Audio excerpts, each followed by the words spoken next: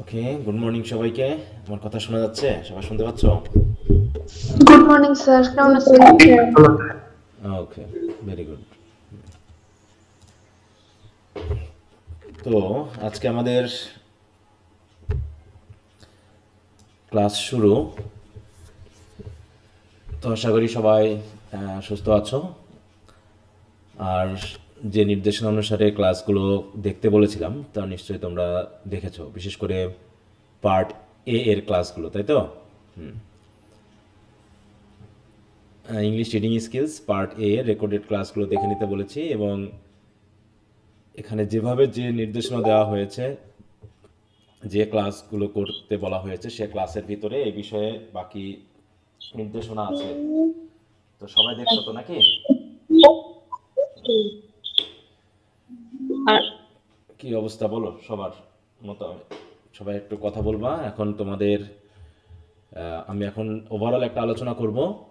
যদি কারো কোনো প্রবলেম থাকে সেটা তো অবশ্যই বলতে হবে। তাহলে আমাদের আজকে থেকে যেহেতু ক্লাস শুরু, আমরা রিডিং স্কিলসের শুরু থেকেই আলোচনা করব। আর যেহেতু আমাদের সময় কম, প্রত্যেকটা বিষয় প্রায় 4, 5, 6টা বিষয় আমাদেরকে পড়তে হবে। এই ক্ষেত্রে তোমাদের পড়ার পরিমাণটা বেশি করতে হবে, সেটা আগেও বলেছি। আর যেহেতু আমার রেকর্ড ক্লাসেই সব কিছুই বলা আছে, যেহেতু ক্লাসের সব কিছু আমার রেকর্ডেই আছে, অতএব এগুলো দেখলেই বাকি সব ইনস্ট্রাকশন তোমরা মোটামুটি পেয়ে যাবে। এখন ক্লাসগুলো দেখার পরে যদি কারো কোনো প্রবলেম থাকে, সেগুলো নিয়ে আমরা প্রথমে একটু কথা বলবো। যে আমি মনে করব যে তোমরা ধারাবাহিকভাবে ক্লাসগুলো দেখেছো, কারণ ক্লাসগুলো ধারাবাহিকভাবে দেখলেই তুমি সব কিছু পেয়ে যাচ্ছ। যেটা 4, 5, 6টা ক্লাস নিয়ে হয়তো আমরা আলোচনা করেছি, সেটা তুমি এই 2 দিনেই যদি পরিশ্রম করে থাকো, তাহলে 6 দিনের ক্লাস তুমি 2 দিনেই দেখে শেষ করতে পারছো। এবং আইডিয়াটা আশা করি তোমাদের হয়ে যাবে যে কি কি করতে হবে। আর একটা বিষয় আমি কিন্তু ক্লাসে বলেছি এটাও, যে যতগুলো তোমাদের পেপার আছে, সবচেয়ে রেজাল্ট খারাপ হয় কোন সাবজেক্টটাই বলো তো? যদি ক্লাসগুলো দেখে থাকো এই কথাটা হয়তো তোমরা পেয়ে থাকতে পারো। রিডিং স্যার এই রিডিং স্কিলটা খুব খারাপ হয় স্যার, কারো কারো মানে ডি হয় স্যার। আমি এত ভালো পরীক্ষা দিয়েছি স্যার, আমার মানে ডি আসছে স্যার। আমি হচ্ছে মানে 22-23 সেশনে স্যার, আচ্ছা, শুধু ডি বুঝতে কেন? পারলাম না স্যার। হ্যাঁ, শুধু ডি কেন, ফেলও আসতে পারে। যেটা এবারে যে রেজাল্ট দিল না গতকালকে, অধিকাংশেরই স্যার রিডিং আমারই তো, স্কিলসে, হ্যাঁ অধিকাংশেরই রিডিং স্কিলসে খারাপ হয়েছে। কারণটা কি? কারণ অন্যান্য 5টা সাবজেক্টে তুমি সেট কোশ্চেন পড়ে যেতে পারতেছো, কোশ্চেন কমন পাচ্ছ, এবং তুমি মুখস্থ করেও লিখে দিয়ে আসতে পারতেছো। কিন্তু রিডিং স্কিলসে তোমার সেট কোশ্চেন কমন পাওয়ার সম্ভাবনাটা কম, এবং যদি বা কমন পাবা, সেখানে তোমার সেট কোশ্চেন আনসার মুখস্থ করে যাওয়াটা টাফ। ঠিক আছে তো? কারণ যে প্যাসেজ আসবে, তারপরে যে এবার যেহেতু প্যাসেজ কমন এসেছিল, এত খারাপ কেন করলো আমি বুঝি নাই। কারণ হয়তো বা ছেলে মেয়ে পড়েনি ঠিক মতো, হ্যাঁ পড়েনি, কারণ এবার রিডিং স্কিলসের জেনারেলি প্যাসেজ কমন দেওয়া হয় না। কিন্তু এবার মোটামুটি একদম তোমাদেরকে এমা বাড়ির বই থেকে হুবহু প্যাসেজটা এসেছে। তারপরও দেখলাম স্যার। কিছু কিছু ছেলে আমাদেরকে মেয়ে খারাপ করেছে। আমাদেরকে স্যার বলছিল যে বাবা, যে বিগত 10 বছরের কোশ্চেন গুলো তোমরা পড়ো, হ্যাঁ, ইনশাল্লাহ কমন আসবে। আমরা ওই আশায় ছিলাম। না না না না, তো দশ রিডিং বছর স্কিলসে, আমি যদি 12 বছর 20 বছর যদি কোশ্চেন দিয়েছি মানে সামারাইজিং করি, আমি যেটা বুঝলাম কমন আসবে না এটাতে। না এখানে কমন আসার কোনো সুযোগ নেই। একবারও রিপিট হয়নি। রিপিট হয়েছে কোনো প্যাসেজ এ পর্যন্ত? কোনো রিপিট হওয়ার কোনো সম্ভাবনা নেই। অতএব এখানে ছেলে মেয়েদের রেজাল্টটা খারাপ হয় কিসের কারণে? কারণ বললাম যে যেহেতু মুখস্থ কোশ্চেন, যেমন প্রোজ পোয়েট্রিতে আমরা কোশ্চেন আনসার দিয়ে দিই, তুমি সেগুলোই পড়ে গেলে কমন পাবা, অন্তত যে কয়টা কমন পাওয়ার তুমি পেয়ে যাবা। ঠিক আছে, ব্যাপারটা এরকম। আর রিডিং স্কিলসে কমন পাওয়া যায় না, আর সাথে সাথে রিডিং স্কিলস নিয়ে কেউ পড়েও না, মানে গুরুত্বও দেয় না ছেলে মেয়ে। অধিকাংশ প্রোজ আর পোয়েট্রি নিয়ে ব্যস্ত থাকে। হ্যাঁ, প্রোজ আর পোয়েট্রি নিয়ে ব্যস্ত। কিন্তু রিডিং স্কিলস যে একটা সাবজেক্ট, এবারে দেখবা যে অনেকে এ পেয়েছে, এ মাইনাস পেয়েছে, এ প্লাসও পেয়েছে অন্য সাবজেক্টগুলোতে, ওই রিডিং স্কিলসে গিয়ে সি প্লাস পেয়ে গেছে। হ্যাঁ, তো এইখানেই মেইনলি হচ্ছে প্রবলেম। এখানেই আমাদের পড়ানোর পরিমাণটা কম, মানে এখানে পড়ানোর কিছু নাই। কিন্তু ব্যাপারটা হলো তোমাদের পড়ার অনেক কিছু আছে। আমরা কি সব প্যাসেজ পড়ে যেতে পারবো? বলে সব প্যাসেজ কি রিডিং দিয়েও লাভ আছে? তোমার তো প্যাসেজ কমন আসার সম্ভাবনাটা কম। তাহলে এখানে যে ব্যাপারটা ঘটতেছে, তোমাকে আগে জানতে হবে যে রিডিং স্কিলসে কি করতে হয়। সেটা আমি ক্লাসে বারবার বলেছি যে তোমাকে প্যাসেজ রিডিং করার অ্যাবিলিটি তৈরি করতে হবে, এবং মূল কথা হলো প্যাসেজ থেকে সঠিক উত্তরটা খুঁজে লিখতে হবে। এই জায়গাটাই হচ্ছে সমস্যা। তোমরা মনে করো কি যে প্যাসেজে আছে, কোশ্চেন এসেছে, উত্তর মোটামুটি প্যাসেজ থেকে ধরে লাইন তুলে দিব। এটা কিন্তু ভুল। এটা স্যাররা কিন্তু মার্ক দিবে না। তোমার যদি ওর ভিতরে উত্তরও থাকে, যে তুমি হয়তো 2-4টা লাইন তুলে দিয়েছো তোমার উত্তরে, উত্তর যদি থাকেও তাও তুমি ভালো মার্ক পাও। তুমি ভাবতেছো মানে 1-1.5 পেজ লিখে আসলেই ওখানে 1-1.5 পেজ লেখার আছেটা কি পার্ট বিতে বা পার্ট সিতে? ও তো 1-2 লাইনের আনসার, কিন্তু তুমি এক্সাক্ট উত্তরটা করতে পারছো না। তুমি শুধু মনে করছো 2-3টা সেন্টেন্স আছে পরপর, ওই ভিতরে উত্তরটা আছে মনে হয়, আমি তুলে দিচ্ছি। ঠিক আছে, এইভাবে করলে স্যাররা নিবে না। তোমাকে সঠিক উত্তরটা করতে হবে, এক্সাক্ট উত্তরটা করতে হবে। সেটা একটা সেন্টেন্সও হতে পারে। রিডিং স্কিলসে উত্তর হবে ছোট, কিন্তু তোমার মার্ক মানে উত্তরটা যেন এক্সাক্ট হয়। হ্যাঁ, এই জায়গাটা। তবে পার্ট এতে এখানে 10-এর ভিতরে 10 পাওয়া যায়, কারণ এখানে খুব একটা বেশি ভিন্ন কিছু থাকে না। হ্যাঁ, যে তবে সমস্যাটা কোন জায়গায়, ওই যে তোমাদের ট্রান্সফরমেশন তোমরা ভুল করো। হ্যাঁ, এসএসসি লেভেলে তো পড়োই নি, এসএসসি লেভেলে এখানে এসেও ট্রান্সফরমেশনে ভুল করো, প্রচুর পরিমাণে ভুল করো। আমরা তো এবার খাতা দেখছি, খাতা তো আমি তোমাদের যারা আগের আছে তারা তো গ্রুপে দেখাইছি না আমি ফার্স্ট ইয়ারের খাতা।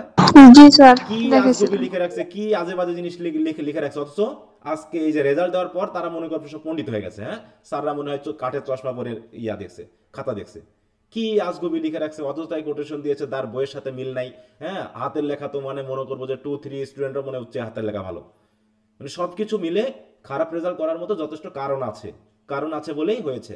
হ্যাঁ, তবে কিছু কিছু জাতীয় বিশ্ববিদ্যালয়ে কিছু কিছু রেজাল্ট অবিশ্বাস্য, অনেক ভালো স্টুডেন্ট কিন্তু তাদেরও খারাপ হয়ে যায়। প্রতি বছরই হয় এরকম, যাদের নিয়ে আশা করা হয় কেউ হয়তো ভালো আশা করেছিলাম, দেখা যাচ্ছে হাতের লেখাও সুন্দর, উপস্থাপনা ভালো, কিন্তু কোনো কারণে তার খারাপ এসে গেছে। সেগুলো এক্সেপশনাল কেস, কিন্তু অধিকাংশ ক্ষেত্রে দেখা যায় তুমি যদি ঠিকমতো না পড়াশোনা করো তোমার রেজাল্ট খারাপ হতে বাধ্য। এবং রিডিং স্কিলসে তো অবশ্যই। এই জন্য রিডিং স্কিলস হচ্ছে প্র্যাকটিস বেসড। এখানে মুখস্থ কোনো কাহিনী হবে না, এখানে তোমাকে লেখার প্র্যাকটিস করতে হবে। যার ফ্রি হ্যান্ড রাইটিং ভালো সেখানে অনেকখানি ভালো করতে পারবে, যার ফ্রি হ্যান্ড রাইটিং দুর্বল সেখানে একদম গাদায় চলে যাবে। সরাসরি কথা বলি আমি কিন্তু ক্লাসে, ঠিক আছে? যেটা হওয়ার সেটা রেজাল্টের দিনই বলা যাবে। এই যে গতকালকে রেজাল্ট দিল, সবাই যে হারে বলতেছে তাতে মনে হচ্ছে যে আমি মনে হয় হুদাই ক্লাসে রাগারাগি করতাম। আমি হুদাই রাগারাগি করতাম, ক্লাস করবে না, রেগুলার হবে না। অথচ আজকে রেজাল্টের দিন তাদের মনেই নাই যে তারা ফাঁকিবাজি করছে, যে তারা নিয়মিত ক্লাস করেনি। প্রত্যেকটা ক্লাসে তো রেকর্ড আছে, ঠিক আছে, যে আমি প্রত্যেকটা ক্লাসে একটু রাগারাগি করেছি। কারণটা কি? কারণটা তোমরা ক্লাস করো না। অথচ রেজাল্টের সময় মনে হচ্ছে যে স্যার তো তার তো মনে হয় 4-এর ভিতর 4 পাওয়া উচিত ছিল। হ্যাঁ, কারণ সে তো ভালো পড়াশোনা করেছে, নিয়মিত ক্লাস করে না। দেখা যাচ্ছে 100 স্টুডেন্ট আছে, ক্লাস করে 20 জন, তাহলে বাকি 80 জন তো খারাপ রেজাল্ট করবেই। তারা তো নিয়মিত ফাঁকি দিয়ে গেছে। এখন রেজাল্টের সময় সেই কথাগুলো ভুলে গেলে তো হবে না যে আমি ফাঁকি দিয়েছি যথেষ্ট।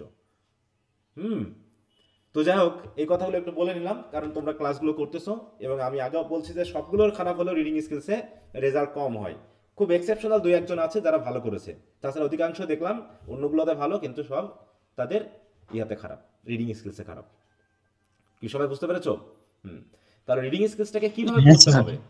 আমি রিডিং স্কিলসটা আগে নিলাম। তোমাদের কাজ হবে, ঈদের যে ছুটি থাকবে, ঈদের ছুটি তোমরা এনজয় করো 2-1 দিন, ধর্মীয় উৎসবগুলো করো, কিন্তু এই এক সপ্তাহে তোমাদের কাজ হবে রিডিং স্কিলসের যে দুর্বলতাগুলো আছে, যে প্যাসেজগুলো তোমাদের পড়া হয়নি তোমরা অবশ্যই পড়বা।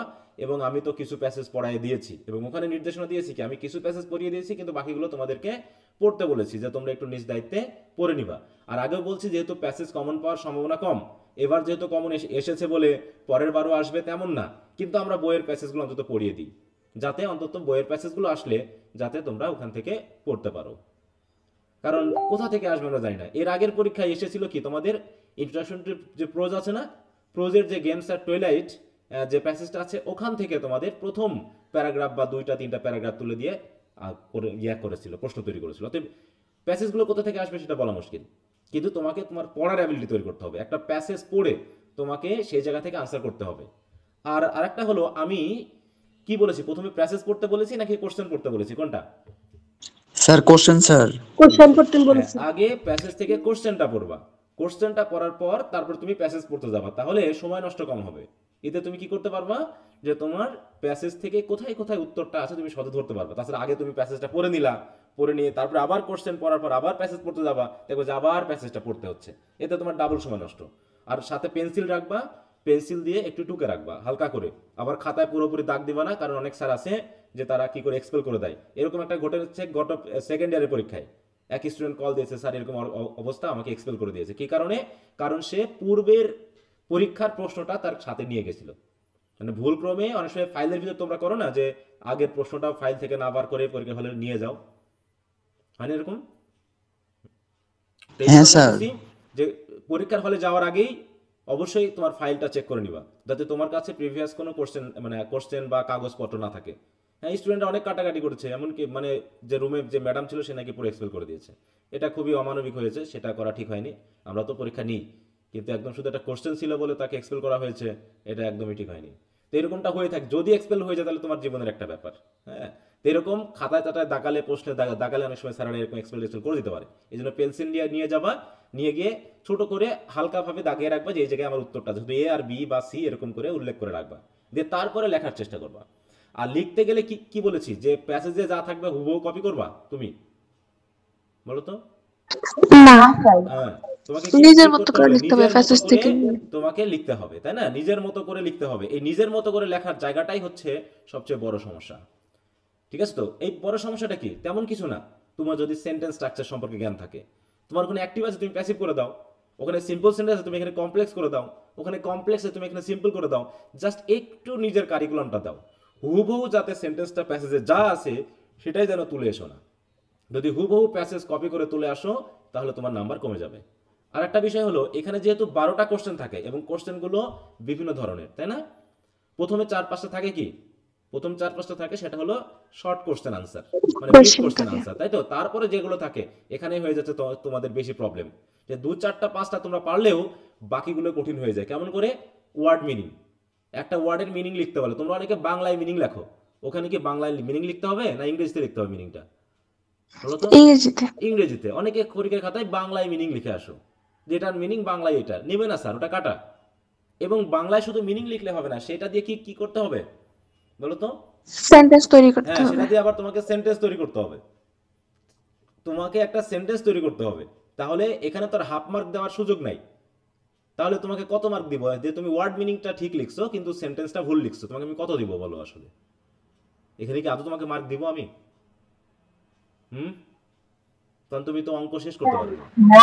হ্যাঁ, এটা হয়তো গড়ে একটা মার্ক স্যারে দিতে পারে, যে 2-3টা মিলে 1 দিয়ে দিল, এরকম কিছু। হ্যাঁ, যে হাফ তো দেওয়ার সুযোগ নেই, হয়তো আরো 2-3টা মিলে তোমাকে একটা মার্ক গড়ে দিয়ে দিল, এরকমটা করতে পারে। তাহলে এখানে ওয়ার্ড মিনিং এর সমস্যাটা আর একটু বেশি জিনিস, যেটা আমি ওই ফার্স্ট ইয়ারের প্রথম দিক থেকে বলতাম যে তোমরা ওয়ার্ড মিনিং গুলো লিখবা, কিন্তু কে কাকে গুরুত্ব দেয়? হ্যাঁ, তোমরা মনে করতেছো যে রেজাল্ট একদম ছেলের হাতের মোয়া। হ্যাঁ, তুমি লিখবা, ছাত্ররা তোমাকে আদর করে যত্ন করে অনেক মার্ক দিয়ে দিবে। হ্যাঁ, খাতার রেজাল্ট যখন হবে তখন বুঝতে পারবা, ওসব কোনো কাহিনী চলবে না। যেটা বাস্তব সেটা বাস্তব। একটা কথা বলেছি কি, আগুনে হাত দিয়ে চোখ বন্ধ করে রাখলেও কিন্তু হাত পুড়বে, নাকি পুড়বে না?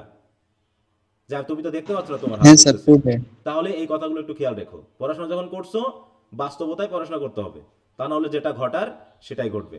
আর ইংরেজি নিয়ে ভর্তি হয়েছো মানেই তুমি আগুনে হাত দিয়েছো, অতএব আগুনে হাত দিয়েছো, তোমাকে হয় হাতটা পোড়াতে হবে, না আগুন থেকে হাত সরিয়ে নিতে হবে। ঠিক আছে? তো তাহলে তোমাকে পুড়ে কষ্ট করতে হবে, কষ্ট করেই তোমাকে ভালো রেজাল্ট করতে হবে। তাছাড়া আরামদায়কভাবে এখানে রেজাল্ট করার কোনো সুযোগ নেই, এটা আমি প্রথম দিন থেকে বলছি। দেখো, তোমরা ভর্তি হয়েছো 60-70 জন, ক্লাস করতেছো 30 জন, এই কথা কিন্তু আর খেয়াল থাকবে না। এই কথা খেয়াল থাকবে না যে আমি ক্লাসগুলো ঠিক মতো করি নাই, আমার ঘুম এসেছিল, আমি ঘুমিয়েছিলাম। ঠিক আছে? আমার বন্ধুর সাথে আমি একটু ঘুরতে গিয়েছিলাম, আমি একটু খেলতে গিয়েছিলাম, আমার পড়ার কথা মনে ছিল না। এই যে ক্লাসগুলো এখন করবা না, এটা ঠিকই ওই রেজাল্টের সময় আর মনে থাকবে না, তখন ভাববে যে স্যার আমাকে মনে হয় এমনি এমনি স্যারে খারাপ মার্ক দিয়েছে। হ্যাঁ, তাই এই জায়গাগুলো একটু খেয়াল রেখো, যেমনটা হওয়ার তেমনটাই ঘটবে, কিছু করার নাই এখানে। ওকে, তাহলে এরপর বললাম কি, তাহলে ওয়ার্ড মিনিং রিলেটেড, তাহলে ওয়ার্ড মিনিংটা ইংরেজিতে লিখতে হবে এবং সেটা তোমাকে সেন্টেন্সটাতে কি করতে হবে, নিজের মতো করে লিখতে হবে। কপি করলে হবে না, যে বইয়ে আছে সেন্টেন্সটা, ওই সেন্টেন্সটা তুমি আবার কপি করে তুলে দিলা পুরো কাটা, কেউ মার্ক দিবে না তোমাকে। তাহলে তোমাকে ওই ওয়ার্ডটা বুঝতে হবে, এটা অ্যাডজেক্টিভ, নাউন না অ্যাডভার্ব, সেগুলো বুঝতে হবে। বোঝার পর সেই অনুসারে তোমাকে সেন্টেন্স তৈরি করতে হবে। এরপর আছে সিনোনিম অ্যান্টোনিম, আছে অনেক সময়। সিনোনিম অ্যান্টোনিম কখনো আসে কখনো আসে না, সিনোনিম অ্যান্টোনিম আছে। তারপর আছে ট্রান্সফরমেশন আছে। ট্রান্সফরমেশনে তোমরা যথেষ্ট ভুল করে থাকো, এইচএসসি থেকে শিখে এসেও সেই সহজ ট্রান্সফরমেশন তোমরা এখনো ভুল করতেছো। হ্যাঁ, তাহলে এটা কি মেনে নেওয়া যায়? হ্যাঁ, এটা সম্ভব, এটা মেনে নেওয়া যায় না। তারপরে হচ্ছে আরো বিচিত্র ধরনের কোশ্চেন আনসার এখানে থাকতে পারে। দেখা যাচ্ছে এর আগের একটা পরীক্ষায় ছিল, একটা গ্রুপ ভার্বের মিনিং ধরছে, প্যাসেজের ভিতরে একটা গ্রুপ ভার্ব ছিল, যে মনে করো কাম রাউন্ড বা গো রাউন্ড বা হচ্ছে গিভ আপ, গিভ ইন, এই জাতীয় গ্রুপ ভার্ব আছে না, বা ফ্রেজাল ভার্ব আছে, ওই ফ্রেজাল ভার্বের মিনিং গুলো কি সেগুলো তোমার কাছ থেকে জানতে চাওয়া হয়েছে যে এই ফ্রেজটার মিনিং কি, এবং ওই ফ্রেজটা স্যার দিয়ে একটা তোমার কথা ছিল স্যার। হ্যাঁ বলো। স্যার এই যে মোহাম্মদ গালিব খান, ঠিক আছে, এ আমাদের ক্লাসে অ্যাড হতে পারতেছে না। ওই যে আমাদের যে আপনি গ্রুপ খুলছিলেন, মানে ওই গ্রুপে বারবার মেসেজ দিচ্ছে। যুক্ত হতে না পাওয়ার তো কারণ নাই। স্যার স্যার এমডি গালিব খান, আচ্ছা ও আচ্ছা, হয়তো মানে গুগল মিট এখানে আমার ক্লাস মনে হয় করে নাই কখনো। না পড়ছে তো, ও তো আমাদের আগের স্টুডেন্ট। পুরান স্টুডেন্ট, হ্যাঁ ও তো অনেকক্ষণ পুরনো ধরে তো স্টুডেন্ট, মেসেজ দিচ্ছে। এটা তো যুক্ত হতে পারার কথা। ধরো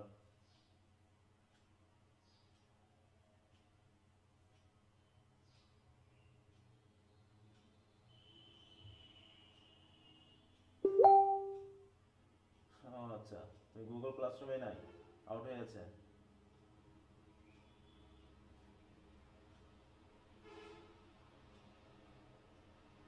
মানে আগে যুক্ত হয়নি নাকি?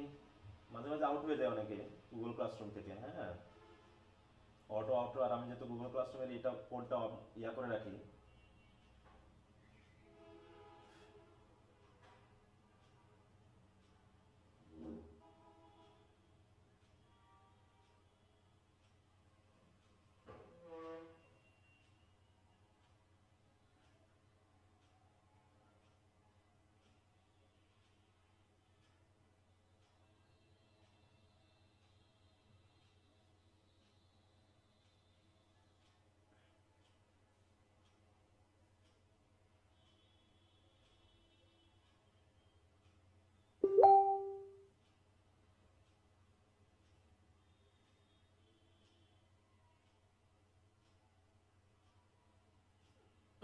ওকে, তো যাই হোক, ওভারঅল এই বিষয়গুলো আমি একটু আলোচনা করে নিলাম যাতে তোমাদের বুঝতে সুবিধা হয়। তাহলে এখন তোমাদের কাছ থেকে কিছু প্রশ্ন আশা করছি, যেহেতু তোমরা ইয়াগুলো দেখেছো। তারপরে আমরা একটা প্যাসেজের সাথে সমাধান করব, ঠিক আছে? হুম। এখন তোমাদের যদি কারো কোনো প্রবলেম থাকে একটু হাত তোলো, এক এক করে হাত তোলো। ইয়াতে গুগল ক্লাসরুমে, এই গুগল মিটে আমি একটু দেখি তোমাদের প্রশ্ন উত্তরগুলো আগে দিই, যে কি কি সমস্যা ফিল করছো। আচ্ছা ইতি বলো। স্যার আমার এখানে একটু কমপ্লেক্স আর সমস্যা। এখানে স্যার শিটে আপনি একভাবে দিছিলেন, কিন্তু এখানে আরেকভাবে করছে। এজন্য অনেকভাবে একটু করা কয়েকটা। যায়, অনেকভাবেই করা যায়। আমি তো আগে বলেছি গুগল যখন আমরা জি স্যার, ক্লাসগুলো নিয়েছি জি তখন বলি স্যার, নাই? এটা আমি জানি হ্যাঁ স্যার, অনেকভাবেই করা যায়। হ্যাঁ, অনেকভাবেই করা তারপরে যায়। স্যার আপনি দুই তিনটা একটু যদি দেখতেন স্যার, তাহলে আচ্ছা ভালো দেখছি, হতো। সমস্যা নেই। হ্যাঁ আচ্ছা দেখছি প্যাসেজ রিলেটেড। তাহলে স্যার, আচ্ছা আমি আসতেছি, কোনটা তুমি তাহলে প্যাসেজ নাম্বার বলো, আমি সেটা দেখতেছি। স্যার 3 নাম্বার প্যাসেজের এল। 3 নম্বর প্যাসেজের এল। 3 নম্বর প্যাসেজ, তাই তো? হুম, জি।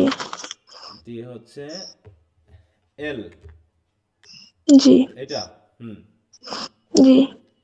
আচ্ছা এখানে কি সমস্যা? We need to persuade mankind. হুম, এটাকে কমপ্লেক্স করতে বলছে। আচ্ছা হ্যাঁ এটা। আর এখানে দিছে sir, what we need is to persuade mankind. হ্যাঁ হ্যাঁ হ্যাঁ হ্যাঁ, এটাকে একটা ওই যে মানে ইয়াতে আছে, সিনসেস হুয়েন, ওই টাইপের একটা মানে ডাব্লিউএস কোশ্চেন দিয়ে না না রিলেটিভ না, প্রোনাউন দিয়ে করছে স্যার। এটাই এরকমই তো হবে, কারণ তুমি কোনটা দিয়ে করতে চেয়েছিলে সেটা শুনি। স্যার এটা আমি বুঝি নাই যে এখানে হোয়াটটা আনলো কেন। এটা হোয়াটটা এনেছে কারণ এখানে একটা সেন্টেন্স স্ট্রাকচারটা একটু বুঝতে হবে, যে we need to persuade mankind বলতেছে এখানে। সেন্টেন্সটা একটু খেয়াল করো, কি ব্যাপার। ধরো, হুম,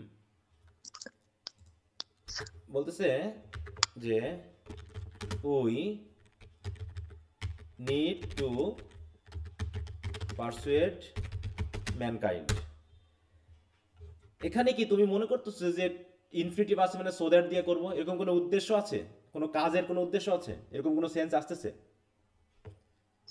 না স্যার, এখানে টু, এটাই হচ্ছে আমাদের এখানে টু অবজেক্ট। থাকলো, এটা ইয়ে না, এটা হচ্ছে আমাদের যে অবজেক্ট। এখানে আমি সোদাটা আনতে হ্যাঁ পারবো। এটা হচ্ছে জি স্যার। সাবজেক্ট, আর এটা হচ্ছে আমাদের ট্রানজিটিভ ভার্ব।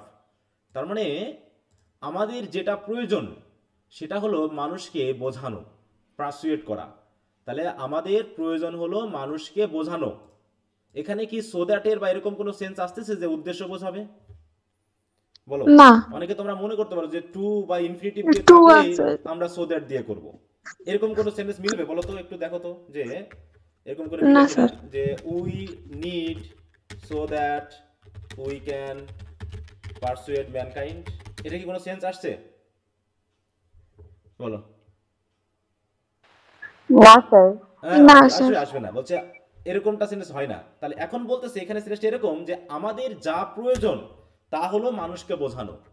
আমাদের যা প্রয়োজন, সেন্টেন্সটা এরকম, আমাদের যা প্রয়োজন সেটা যা হলো, ব্যবহার করার জন্য হ্যাঁ হোয়াট ওই আছে যা এখানে। ব্যবহার করার জন্য সেটাই, যে আমাদের যা প্রয়োজন বা আমাদের যেটি প্রয়োজন সেটা হলো এই। অনেকটা ইট ইজ, যেমন ইট ইজ, তারপর হচ্ছে সাবজেক্ট, তারপরে আমরা ইয়া দিয়ে করেছিলাম না, কমপ্লিমেন্ট দিয়ে, ইট ইজ আই বা it is health, which is wealth করেছিলাম না, ঠিক জি স্যার, ওইরকম এটা একটা করছি সেন্স। স্যার। তাহলে যে এইটুকু হচ্ছে কি, এইটুকু হচ্ছে আমাদের মনে করো অবজেক্ট, তাহলে এটাই আমাদের প্রয়োজন, এটাই আমাদের প্রয়োজন। তাহলে আমাদের প্রয়োজনটা কি, যে মানুষকে বোঝানো, এই যে এটা টু পারসুয়েট ম্যানকাইন্ড, সরি এটা আনতেছি কেন, তাহলে মানুষকে বোঝানোটাই আমাদের প্রয়োজন। তাহলে এইটুকু হচ্ছে আমাদের অবজেক্ট। এখন এই অবজেক্টটা ধরেই আমরা কমপ্লেক্স করেছি। কেমন? যেমন যে হোয়াট উই নিড, আমাদের যেটা প্রয়োজন সেটা হলো কি, ইজ, সেটা হলো, তারপরে আমরা কমপ্লিমেন্টে দিয়ে দিচ্ছি। তাহলে অবজেক্টকে আমরা করলাম কি, এখানে কমপ্লিমেন্ট বানাই দিলাম, কি দিলাম, টু পারসুয়েট ম্যানকাইন্ড। তাহলে ম্যানকাইন্ড। হোয়াট উই নিড মানে কি, আমাদের যেটি প্রয়োজন সেটা হলো, মানে ইজ মানে কি, সেটা হলো, মানে বাংলাটা এরকম হচ্ছে, what we need is dash, তাই তো? যেমন আমি যা কিছু পড়ি, ঠিক আছে তো, তাই মজার, মানে কি আমি যা পড়ি তাই মানে মজার। তাহলে কি লিখবো আমি, বলো তো? আমি যা রাঁধি তাই মজার, আমি যা করি তাই ভুল, এরকম এইরকম সেন্স আছে। হোয়াট আই হ্যাঁ, কুক। মানে হোয়াট, যেমন হচ্ছে হোয়াট মানে যা, তাই তো, যা আই ডু, মানে what I do is wrong, তাই তো, ইজ রং। যা আমি কিছু যা তাই করি ভুল। তাই ভুল। অথবা আমি যা রাঁধি তাই মজার হয়, কি বলি, হোয়াট আই কুক, আমি যা রাঁধি তাই কি মজার, না ডিলিশিয়াস। তাই তো? তারপর বলছে আমি যা পড়ি তাই interesting, what I read is interesting. বা হচ্ছে হোয়াট হি সেইস, সে যা বলে তাই মিথ্যা, তাই কি ফলস, ঠিক আছে? এরকম ভাবে একটা স্ট্রাকচার স্যার আছে। এই ধরনের সেন্টেন্স গুলোতে তো কম্পাউন্ড হয় না, না স্যার? না, এগুলো কম্পাউন্ড হবে না। হ্যাঁ, কম্পাউন্ড এগুলো হয় না। কম্পাউন্ড হবে না, আমি তো বলছি সবগুলো বুঝছি কম্পাউন্ড স্যার এটা। হয় না। সবগুলো কম্পাউন্ড হয় না। তো দেখো এরকম ভাবে আমাদের যা প্রয়োজন, তাহলে সেগুলো এরকম। তাহলে এই সেন্টেন্সটাতে এখানে ঠিক বলা হয়েছে, ঠিক বুঝতে পেরেছো? বুঝছি স্যার। স্যার অনেক সময় আবার ওই সেন্টেন্সের শেষ থেকেও প্রথমে আনা হয়েছে, ওই যে কম্পাউন্ড কমপ্লেক্স করার জন্য। এভাবে স্যার করা যায়? ওই অ্যাক্টিভ প্যাসিভ দিয়ে, হ্যাঁ তুমি ওইটাকে ইয়া করে নিবা। হ্যাঁ, ওই তো বললাম যে অনেক ভাবেই না, বিষয়গুলোকে। অ্যাক্টিভ প্যাসিভ না স্যার। যেমন এখানে একটা আছে, কোনটা সেটা? Many animals. এটা হচ্ছে মডেল 4, এম নাম্বার।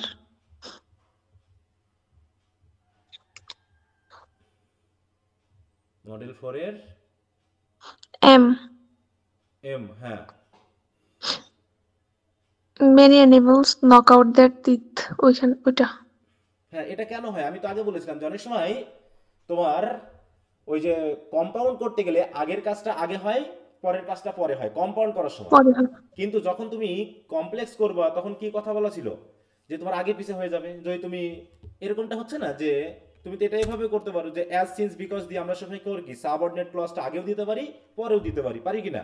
পরেও দিতে হ্যাঁ, পারি। জি তাহলে স্যার। বলছে কি যে as he is ill, he he is absent from the class, এই তো নাকি? এটা তো এইভাবে লেখা যায় যে he is absent from the class as he is ill, তাই তো? ইল। এখন তুমি যখন কম্পাউন্ড করবা তাহলে তোমার কম্পাউন্ডের সময় তোর আগে পিছে করা যাবে না। তাহলে যে কাজটা আগে আগের সেটা কাজ আগে। আগে, পরের কাজ পরে। তাহলে আগে কোনটা? আগে ক্লাস থেকে অনুপস্থিত তারপরে অসুস্থ, না অসুস্থ আগে তারপরে এটা? কোনটা আগে হবে? আগে অসুস্থ। হ্যাঁ, তাহলে কি লিখবো আমি, যে হি ইজ আগে কারণ পরে ফলাফল, he is ill and so he is absent from the class, এই তো। এখন এটা যখন তোমার আবার কম্পাউন্ড থেকে সিম্পল করবে, কমপ্লেক্স করবে, তখন দেখা যাচ্ছে যে এই যে এটুকু আগে আনা হচ্ছে, এটুকু অনেক সময় আগে নিয়ে এসেছে, যে আগে আমরা এটা নিয়ে আসবো যে he is absent from the class as he is ill. এগুলো তো আগে পিছিয়ে হতেই পারে, এটা নিয়ে তো কোনো সমস্যা না।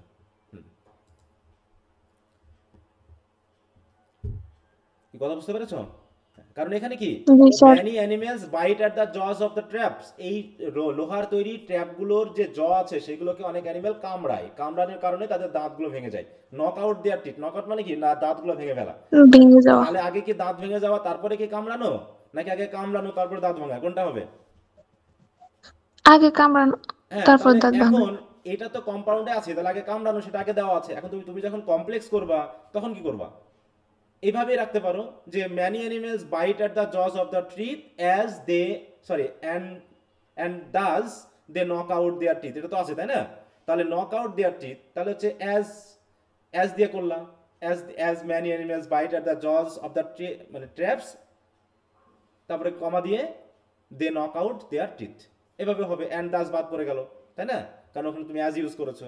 বা তুমি যদি এটাকে আগে দাও যে they knock out their teeth as many, মানে সরি ম্যানি অ্যানিমেল আগে আসবে, কারণ এই যে যখন তুমি চেঞ্জ করবা তখন কি নাউন প্রোনাউনের চেঞ্জ আগে হবে না একটু? নাউনটা আগে পরে হ্যাঁ, প্রোনাউনটা। নাউনটা আগে চলে আসবে। যদি আমি এরকম করতাম যে অ্যাজ, দেখো আমি এখানে মনে করো হিমেল দিলাম,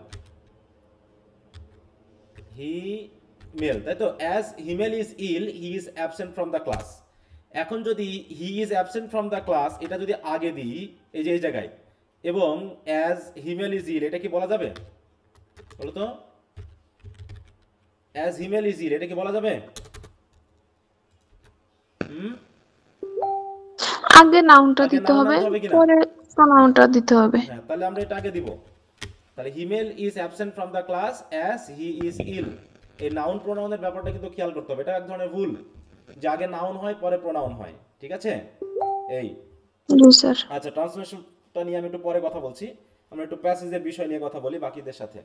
হ্যাঁ, এখন বাকিরা বলো যারা বিশেষ করে নতুন এসেছো বা এই সমস্যা নিয়ে আছো, প্যাসেজ রিলেটেড যদি কোনো প্রবলেমগুলো থাকে সেগুলো বলো, যে আমি যে ইনস্ট্রাকশনগুলো দিয়েছি সেগুলোর মধ্যে বুঝতে কোনো কিছু সমস্যা আছে কিনা, কারণ আমরা এখন একটা প্যাসেজের কোশ্চেন আনসার করবো।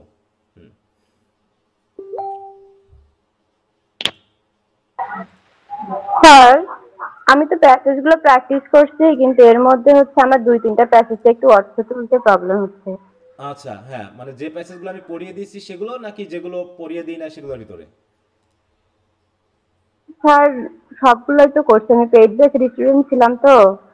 তো হচ্ছে ওখানে তো 29টা প্যাসেজ ছিল, এর মধ্যে প্রায় 2 থেকে 3টা প্যাসেজে প্রবলেম আছে না, আচ্ছা, সমস্যা নেই। অর্থ উঠাতে পারছি না আচ্ছা ওগুলো। ঠিক আছে, বুঝতে পেরেছি। বলতেছি ওইগুলো কি আমি পড়িয়ে দিয়েছি না পড়ানোর বাইরে? আমার আমার পুরো ভিডিও ক্লাসগুলো কি দেখছো সবগুলো আগে? হ্যাঁ স্যার, ও যেগুলো আমার প্রবলেম ওগুলো আপনি পড়াননি, ওগুলো আচ্ছা, তাহলে পড়ানোর আমি পড়াই বাহিরে। দিচ্ছি। হ্যাঁ, না, মূল কথা হলো যেগুলো পড়ানো আছে সেগুলো নিয়ে সময় নষ্ট করা যাবে না। যেগুলো যদি পড়ানো না থাকে সেগুলো আমি অবশ্যই পড়াই দিব, কোনো সমস্যা না। হ্যাঁ, তাহলে তোমার সেই প্যাসেজের ইয়াগুলো বলো, নাম্বারগুলো বলো, যে কোন কোন প্যাসেজের কোনো এক্সাক্ট পয়েন্টে হলে এক্সাক্ট পয়েন্ট বলবা, না হলে পুরো প্যাসেজ কিনা সেটা। সময়ের কথা ভাবতে হবে, মূল কথা হলো যদি মনে হয় যে তুমি সবই বুঝেছো, কোনো একটা প্যারাগ্রাফ বোঝোনি সেটা বলবা, অথবা যদি মনে হয় যে না স্যার পুরোটাই ওভারঅল আমি বুঝি নাই সেটাও বলবা। তাহলে এখন প্যাসেজের নাম্বারটা বলো। হ্যাঁ, আচ্ছা, প্যাসেজের কথা একটু পরে আসছে, তাহলে স্যার, প্যাসেজটা পড়াবো। আগে আসো ইনস্ট্রাকশন মূলক কথাগুলো, যে তুমি কোশ্চেন আনসার কিভাবে করতে হবে, কিভাবে লিখতে হবে, এই নিয়ে কারো কোনো কথা আছে কিনা আগে। একটু হাত মানে কথা বলতে হবে কিন্তু ক্লাসে, ঠিক আছে? কথা না বলে চুপচাপ থাকলে কিন্তু তোমার সমস্যার সমাধান হবে না। আচ্ছা, যদি মনে হয় যে কারো সমস্যা নাই তাহলে আমি প্যাসেজে চলে চলে যাবো, এবং আজকে একটা প্যাসেজ সমাধানও করবো আমরা। হ্যাঁ। আচ্ছা, তাহলে তোমার প্যাসেজ বলো, যেহেতু আর কারো কোনো প্রবলেম নাই বা হাত তুলছে না, হয়তো বা সমস্যা নাই, যেহেতু সবকিছু বলা আছে। এখন বলো তোমার প্যাসেজ নাম্বার কোনটা? মডেলটা কত নম্বর? 19 নম্বর। 19। আচ্ছা হ্যাঁ স্যার। আচ্ছা,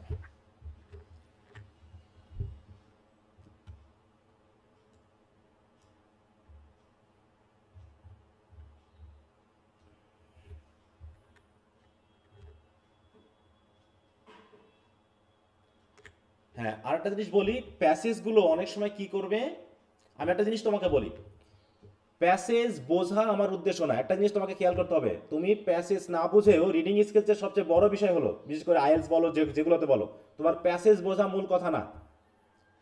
মূল কথা হলো তোমার কোশ্চেন আনসার খুঁজে বার করা। প্যাসেজ তুমি নাও বুঝতে পারো, কিন্তু কোশ্চেন আনসার তুমি পেয়ে যেতে পারো। অতএব প্যাসেজ বুঝেছি কি বুঝি নাই এটা নিয়ে আমার টেনশন করার কোনো প্রয়োজন নাই।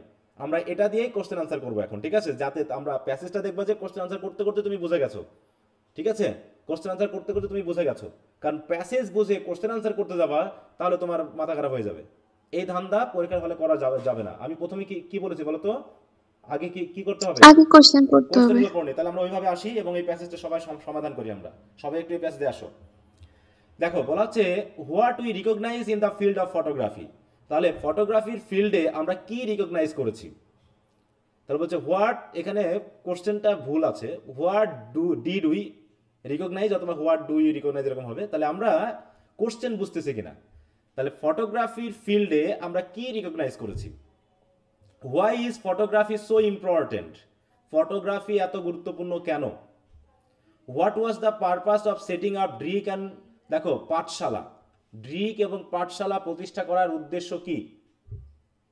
What did we need to address in the field of power politics. তাহলে পাওয়ার পলিটিক্সের ক্ষেত্রে আমাদের কোন বিষয়টাকে অ্যাড্রেস করা উচিত? অ্যাড্রেস করা মানে হচ্ছে সমাধান করা বা ওটা নিয়ে আলোচনা করা, ডিসকাস করা। আমাদের কোন জায়গাতে প্রয়োজন? What was our choice to express our self. তাহলে নিজেদেরকে এক্সপ্রেস করার জন্য আমাদের চয়েসটা কি?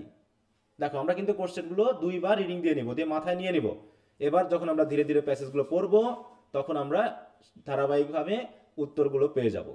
তার প্রথম কোশ্চেনটা হচ্ছে কি, যে ফটোগ্রাফিক ফিল্ডে আমাদের কি রিকগনাইজ করা দরকার বা আমরা কি রিকগনাইজ করেছি? ফটোগ্রাফি কেন এত গুরুত্বপূর্ণ? এই ড্রিক এবং পাঠশালা সেটিং করার বা সেট আপ করার উদ্দেশ্য কি ছিল, তাই তো? এবং পাওয়ার পলিটিক্সের ক্ষেত্রে আমাদের কোন বিষয়গুলো নিয়ে কথা বলা উচিত বা সমাধান করা উচিত? অ্যাড্রেস মানে কিন্তু অনেক মিনিং আসতে পারে। এখন জানি না প্যাসেজে কি মিনিং আসছে, একটা আইডিয়া করে নিব।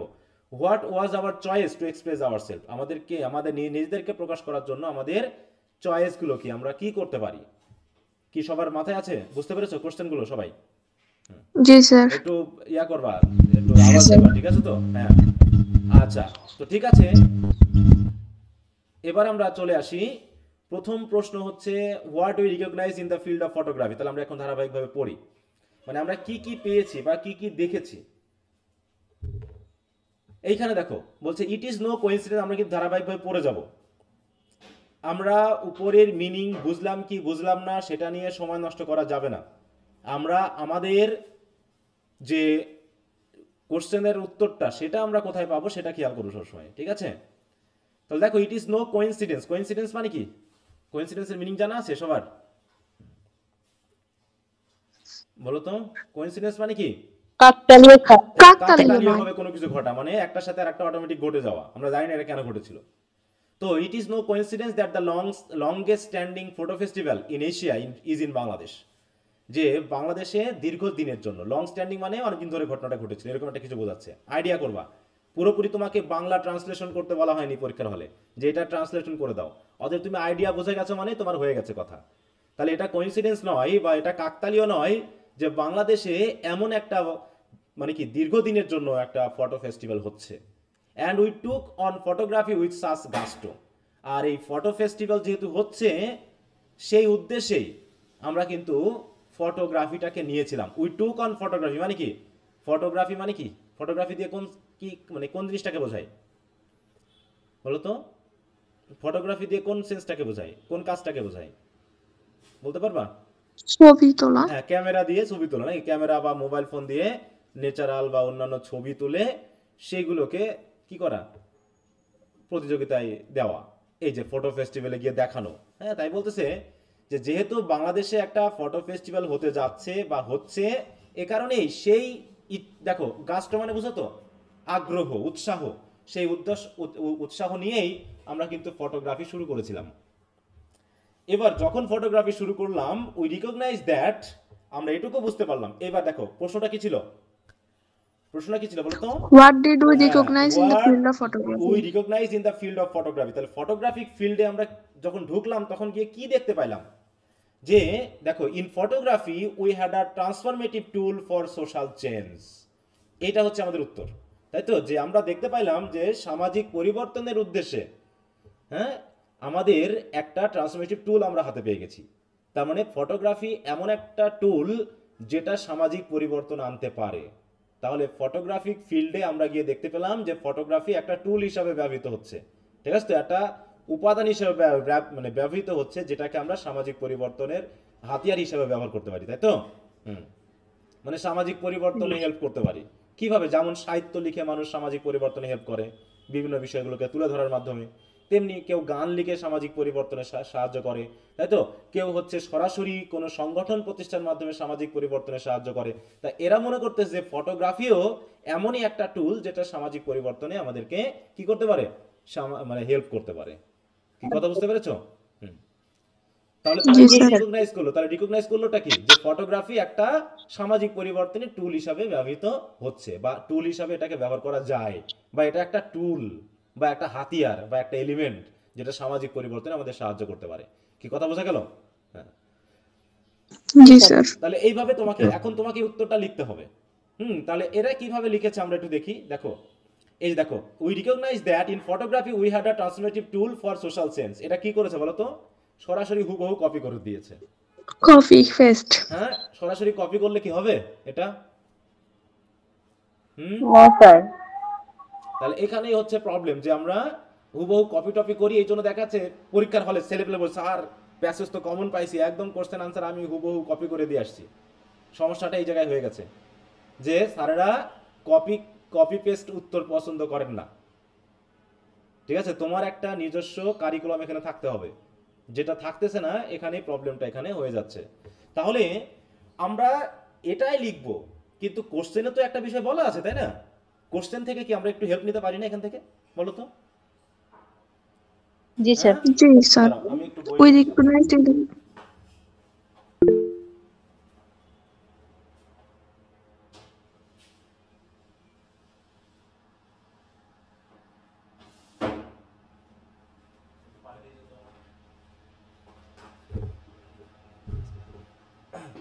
এটা হচ্ছে 19 নম্বর, তো আমি আবার দেখতে পাবো না, আমি আমার বইটা একটু খুলে নিই। তাহলে উত্তরটাকে আমরা কিভাবে লিখতে পারতাম বলো? তাহলে আমি যদি এখন উত্তরটা লিখি, তাহলে দেখো এখানে বলা হচ্ছে ইন দা ফিল্ড অফ, তাই না? ইন দা ফিল্ড অফ, তাহলে ইন দা ফিল্ড অফ বলে যে ঘটনাটা আছে, ওখানে আমরা তো একটু হেল্প নিয়ে আসতে পারি। কি ব্যাপার, একটু একদম হয়ে আছে কেন? হ্যাঁ, মনে করো তাহলে আমি যেটা এখানে বলছে what we recognise in the field of sir photography, এভাবে দাও যেন। In the in the in the field of photography তাহলে in the field of photography we recognise, তাই তো? উই রিকগনাইজ এ ট্রান্সফরমেটিভ হ্যাঁ, tool for we social recognise change. That, এটা আমরা মনে করে বলি যে আমরা একটু বাড়াই দিই, আমরা একটু বাড়াই, আমরা রিকগনাইজ করতে পেরেছিলাম। তাহলে in the field of photography we recognise that it has been a transformative it had been tool হবে না স্যার? ফর, ওটা দরকার নেই, আমরা পেয়েছি আর আমরা বললাম এটা হয়ে গেছে সোশ্যাল চেঞ্জ। মানে উই হ্যাড মানে আমরা পেয়েছিলাম, আর আমি বলতেছি কি এটা অলরেডি ট্রান্সলেটিভ টুল হয়ে গেছে। আমরা পেয়েছি কি না পেয়েছি বড় কথা না, আমরা এটা রিকগনাইজ করতে পেরেছি, তাই তো? মানে এই ফটোগ্রাফিকে আমরা একটা টুল হিসাবে রিকগনাইজ করেছি। ওখানে হ্যাড মানে আমরা পেয়েছি, তাই তো, বা পেয়েছিলাম। আর আমি এখানে বলতেছি কি যে ইট হ্যাড বিন বা ইট ওয়াজ, আমরা হ্যাড বিনই দিই, হ্যাজ বিন না দিয়ে, যদি পাস্ট টেন্স আছে। ইট had bin a transformative tool for social sense, মানে আমরা পেয়েছি কি না পেয়েছি সেটা কথা না, কিন্তু ফটোগ্রাফি যে একটা ট্রান্সফরমেটিভ টুল হয়ে গেছে সেটা আমরা বুঝতে পেরেছি, ওটা আমরা রিকগনাইজ করতে পেরেছি। এই কথা বুঝতে পেরেছো? জি স্যার। দেখো এখানে কি জি স্যার। আমি কি খুব বেশি পরিবর্তন করেছি? এখানে কোশ্চেন থেকে ধার নিলাম কোনটুকু? In the field of photography, in the field of photography question থেকে ধার নিয়েছি। এমন উই রিকগনাইজ দ্যাট এ পর্যন্ত আমি করেছি, এ পর্যন্ত বইয়েও আছে। এবং ইট হ্যাড বিন মানে আমি যদি এখানে বিনটা বাদ দিই তাহলে হবে আমরা পেয়েছিলাম, আর যখন আমি বিন ইউজ করব তখন মানে এটা হয়ে গেছে, মানে এটা উপাদান, মানে একটা হাতিয়ারে পরিণত হয়েছে। তাহলে বিন মানে হওয়া, তাই না? সেই সময় আমি বলে দিলাম এটা একটা হাতিয়ারে পরিণত হয়ে গেছে, আর ওই হাতিয়ারটা আমরা পেয়ে গেছি, ব্যাপারটা এরকম। তাহলে আমাদের মূল যে মানে উত্তরটা এখানে যে আমরা কি রিকগনাইজ করলাম, আমরা রিকগনাইজ করলাম যে ফটোগ্রাফি একটা ট্রান্সফরমেটিভ টুল হয়ে গেছে, এইটুকুই। ওটা আমরা এখন পেয়ে গেছি, বা আমরা একটা বুঝতে পেরেছি যে আমরা একটা হাতিয়ার হিসেবে এটাকে পেয়েছি এইভাবে। হ্যাঁ, কি কথা বুঝতে পেরেছো? জি স্যার। সামান্য একটু পরিবর্তন, এখানে কি আহামরি খুব বেশি পরিবর্তন করতে হবে বলো? যদি তুমি তাহলে আমরা কি আনতে পারি এখানে পরিবর্তন করে বা চেঞ্জ করে? কিছুই আনতে পারি না তেমন কিছু। বইয়ে যেটাই আছে সেটাই আমরা দিব, কিন্তু আমরা একটু আমাদের মতো করে কারিকুলাম করব, ওই বেশি মানে একটু গুছায় লিখতে হুবহু হবে। যাতে আমাদেরকে কি না করতে হয়, হুবহু যেন আমরা এটাকে কপি না করি। কপি করলেই মার্কটা কমে যাবে। তখন তোমার এই যে তোমার ভিতরে যে একটা মানে রিডিং স্কিলস এর মানে হলো তুমি রিড আউট করার মাধ্যমে তুমি তথ্যটা বুঝেছো, এইটুকু হলো প্রধান কথা। আর দ্বিতীয় কথা হলো যে তুমি সরাসরি কপি না করে তুমি অন্তত নিজের একটু দক্ষতাকে কাজে লাগিয়ে উত্তরটা লিখেছো। এইটুকু যদি করতে পারো তাহলে ভালো মার্ক পাবা। যারা এইটুকু করতে পেরেছে তারাই ভালো মার্ক পেয়েছে, বাকি যারা কপি পেস্ট বা ওইরকম 2 নম্বরই করেছে তাদের ভালো mark স্যার, পায়নি। মানে রিলেটিভ প্রোনাউন, তারপরে simple, complex, compound, active, passive, আমি তো এগুলার বললামই, ব্যবহারটা হ্যাঁ, করা যে একটু ওটা বেশি। ওটা প্যাসিভ আছে তুমি অ্যাক্টিভ করে দিলা, ওটা অ্যাক্টিভ আছে তুমি প্যাসিভ করে দিলা, ওটা সিম্পল আছে তুমি কমপ্লেক্স করে দিলা। তারপর হচ্ছে প্রশ্ন থেকে কিছু ফ্রেজ ট্রেজ ধার নিলা। দেখো we recognise in the field of photography, তাহলে আমরা ওখান থেকে নিয়ে নিলাম কি in the field of photography. যদিও প্যাসেজে আছে কি, বুঝছি স্যার। প্যাসেজে আছে ইন ফটোগ্রাফি, দেখো প্যাসেজে আছে কি, এই জায়গায় আছে না ইন ফটোগ্রাফি, এই জায়গাটায় আমরা টেনে বার করে নিয়ে গিয়ে করলাম কি in the field of photography করে দিলাম। করে দেওয়ার পর বাকিটুকু কিন্তু ঠিকই রাখছি আমরা, উই রিকগনাইজ দ্যাট, এটুকু তো কোশ্চেনেও আছে, আমরা প্যাসেজও পেয়েছি। তার বললাম কি উই হ্যাড, এই যে উই হ্যাড না দিয়ে আমরা বললাম কি যে এটাই হয়ে গেছে, মানে ইট মানে ওই ফটোগ্রাফি নিজেই একটা ট্রান্সফরমেটিভ টুল হয়ে গেছে, এটা আমরা রিকগনাইজ করতে পেরেছিলাম। এইটা বলছে কি, সবাই বুঝতে পারছো যে কিভাবে লিখবো? জি স্যার। হ্যাঁ, একটু ভালো করে যদি কারো প্রশ্ন থাকে বলবা কিন্তু। হুম, আচ্ছা, এরপর নেক্সট কোশ্চেনটা কি হচ্ছে দেখো। আচ্ছা আমরা পড়ে নিই। আচ্ছা দেখি, বলছে why is photography so important, photography এত গুরুত্বপূর্ণ কেন? আমরা তাহলে ধারাবাহিক পড়ে যাই। উই হ্যাড, দেখো while we had a lot of respect for the written word, ওই যে রিটেন ওয়ার্ড মানে কি সাহিত্যের জন্য আমাদের যথেষ্ট সম্মান আছে। আমরা বললাম না যে সাহিত্য দিয়েও কিন্তু আমরা সামাজিক পরিবর্তন নিয়ে আসি, সাহিত্যের মাধ্যম দিয়ে সামাজিক গল্পগুলো বলা যায়, যে গল্পগুলো পড়ার মাধ্যমে আমরা সচেতন হয়ে যাই। তাই বলছে while we had a lot of respect for the written word we are conscious that, আমরা এটুকুও কনসাস ছিলাম যে if textual literacy was to be the only form of literacy that was valued, যে শুধুমাত্র সাহিত্যের ওই লিখিত বা টেক্সচুয়াল লিটারেসি পার্টটাকে যদি আমরা ভ্যালু করি, then in one stroke we would be undermining our oral storytelling tradition. তাহলে আমরা কি করছি, ওরালিও যে স্টোরি বলা যায়, মানে ইন ওয়ান স্ট্রোক মানে কি, ইন ওয়ান স্ট্রোক মানে এক এক এক ঝটকায়। একবারেই আমরা কি করে ফেলছি, আন্ডারমাইনিং করে ফেলতেছি। মানে কি আমরা ছোট করছি, কাকে ছোট করছি? আওয়ার ক্ষুণ্ণ ওরাল করা। Storytelling tradition, our theatre, our visual art এবং the magical stories that our grandfather had told us. তাহলে যদি লেখা সাহিত্যই আমাদের একমাত্র অনলি ফর্ম হয়ে থাকে সাহিত্যের, তাহলে আসলে সেটা ভুল।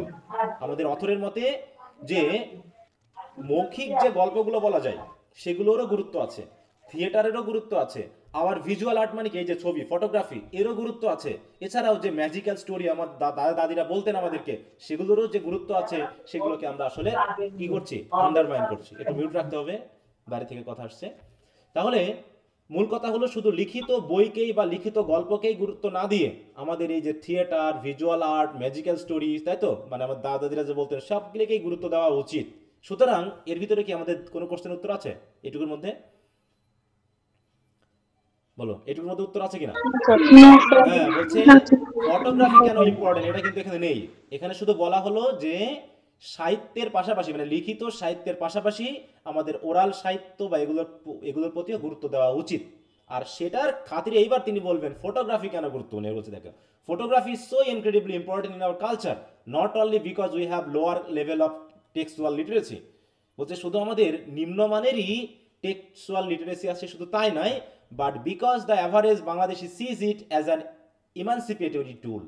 অনেকে ফটোগ্রাফিকে ইমানসিপেটরি টুল বলে। ইমানসিপেটরি মানে কি, অন্তত সাহিত্য মুক্তির থেকে উপাদান। মুক্তি। হ্যাঁ, এতো মানে কি ওই শুধু পড়াপড়ি আর ভাল লাগে না। হ্যাঁ, তারপরেও আমাদের যে সাহিত্য যেগুলো আছে, লিখিত সাহিত্যগুলো আছে, সেগুলো একটু লোয়ার লেভেলের। এখান থেকে আমরা সঠিক লেভেলের মানে যে ধরনের মানে পাই, এটা অবশ্য ভুল। আমাদের লোয়ার লেভেল, অনেক হায়ার লেভেলের টেক্সচুয়াল লিটারেসি আমাদের আছে, তাই তো, রবীন্দ্রনাথ ট্যাগরের মতো, নজরুলের মতো আছে না?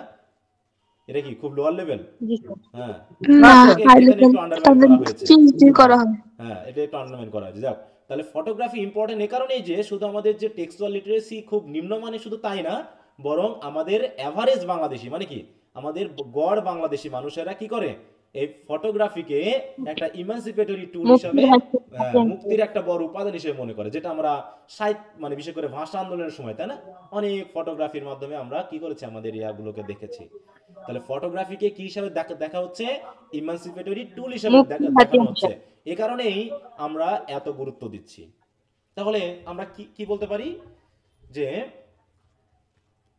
এভারেজ বাংলাদেশির কাছে তাই না এটা একটা দেখো একটু আমি একটু চেঞ্জ করব, আমি একটু ঘোরাবো আর কি। হ্যাঁ, তাহলে আমরা শুধু দেখো আমার যেহেতু 1 মার্কের, আমি কি খুব বড় করে লিখবো উত্তর?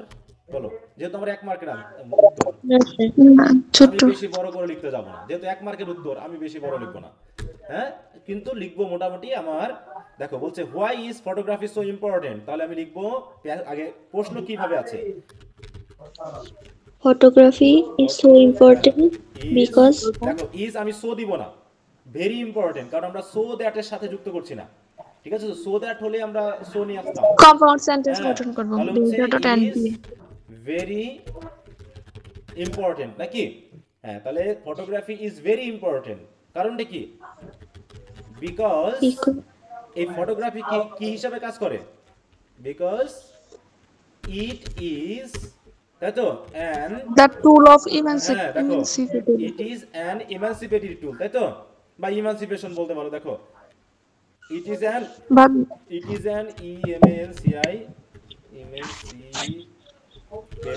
the tool of emancipatory এভাবে বলা যায় না? ইমানসিপেশন, তখন ইমানসিপেশন বলতে হবে। ইট ইজ অ্যান ইমানসিপেটরি টুল, ওয়াইটা কেটে গেল কেন? ইমানসিপেটরি টুল কাদের কাছে? টু বাংলাদেশি people তাই তো। এই দেখো এই বানানটা ভুল, তো এই জন্য এখানে নিচ্ছে না, ইমানসিপেটরি বলে কিছু নেই, ইমানসিপেশন আছে বা হ্যাঁ এটা বলা যেতে পারে। দেখো আমরা কি খুব বেশি পরিবর্তন করেছি বলো, নাকি কপি পেস্ট থেকে বেঁচেছি আমরা? বলো তো কপি পেস্ট থেকে বাঁচছে কিনা? জি স্যার সেটা কপি পেস্ট থেকে হ্যাঁ, এই কপি পেস্ট থেকে তোমাকে বাঁচতে হবে, তাহলে তোমার নাম্বারটা গড় হবে না, তোমার নাম্বারটা এক্সাক্ট একটা নাম্বার আসবে। তাহলে photography is very important because it is an emancipatory tool to average Bangladeshi. তাহলে এভারেজ বাংলাদেশের কাছে একটা ইমানসিপেটরি টুল। অবশ্য আমরা বলতেছি কি যে বই আছে কি যে এভারেজ বাংলাদেশি সিজ ইট, তাই তো, সি ইট, এভারেজ বাংলাদেশি সি ইট কি হিসাবে দেখে? ইমানসিপেটরি টুল হিসাবে দেখে। তার মানে তাদের কাছে ইমানসিপেটরি টুল, অতএব এটা আমরা সহজেই বুঝে গেলাম যে এইভাবে লিখতে হবে আমাকে। হ্যাঁ, এই যে জায়গাগুলো এইগুলোর জন্য কিন্তু ট্রান্সলেশনটা গুরুত্বপূর্ণ, যে তুমি এই জায়গাটা কারিকুলাম করতে পারছো কিনা, মনে থাকবে? জি স্যার হ্যাঁ, আমাদের সমস্যাটা তো এই জায়গাতে।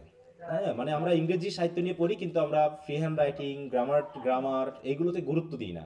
হ্যাঁ, এইখানেই আমাদের প্রবলেমটা হয়ে যায়, এবং শেষ বয়সে গিয়ে আমরা বুঝতে পারি যে ভুল হয়েছে। অনেক সময় পেয়েছিলাম নিজেকে পরিবর্তন করানো যেত। হ্যাঁ দেখো এই পরীক্ষাতেই কেউ ভালো রেজাল্ট করেছে, আবার কেউ খারাপ করেছে। কিসের উপর ডিপেন্ড করে? এটা দুটো কারণ হতে পারে, একটা স্টুডেন্টের দোষে আর একটা জাতীয় বিশ্ববিদ্যালয়ের দোষে। জাতীয় বিশ্ববিদ্যালয়ের দোষ আছে কারণ অনেক সমস্যা আছে, খাতা দেখা, নাম্বার ইনপুট দেওয়া, অনেক ভালো ভালো স্টুডেন্টের রেজাল্ট খারাপ হয়ে যাচ্ছে, যেটা আমি নিজেই অবাক যে এরা ভালো রেজাল্ট করার কথা। আমি ধরে রাখছি এই স্টুডেন্টগুলো 3.30 এর উপরে নাম্বার পাবে, অথচ তারা দেখা যাচ্ছে কয়েকটাতে ফেলও করে গেছে। হ্যাঁ, এখন জানি না তারা খাতায় কি লিখছে, অথবা অন্য কোনো কাহিনী করতে পারে, কিন্তু আশা করি নাই। আবার অনেকে আছে যে দেখা যাচ্ছে চুপচাপ ছিল কিন্তু সুন্দর ভালো রেজাল্ট করেছে, মানে তারা কথাগুলো শুনেছে, মেনেছে এবং সেভাবে লিখেছে। এখন সেটা স্টুডেন্টদের ব্যক্তিগত ব্যাপার। অতএব ক্লাসে আসলে বলা যাবে না কে ভালো রেজাল্ট করবে আর কে খারাপ রেজাল্ট করবে, ঠিক আছে? এটা পরীক্ষার রেজাল্ট বলতে পারবে। একমাত্র জাতীয় বিশ্ববিদ্যালয়ের রেজাল্টটা খুবই মানে ব্যতিক্রম ধর্মী হয়। হ্যাঁ, যেখানে মানে নিজেকে ক্যাচ করানো কঠিন যে আমি আসলেই ভালো করব, এই আত্মবিশ্বাস খুব কঠিন। কিন্তু ভালো পরীক্ষা দিতে হবে, নিজের উপর আত্মবিশ্বাস রাখতে হবে, ফুল কনফিডেন্স নিয়ে পরীক্ষা দিতে হবে। কিছু ব্যতিক্রম ঘটতে যাচ্ছে, ওই জন্য ওই ব্যতিক্রমগুলোকে কখনো এক্সাম্পল হিসেবে নেওয়া যাবে না, মনে থাকবে?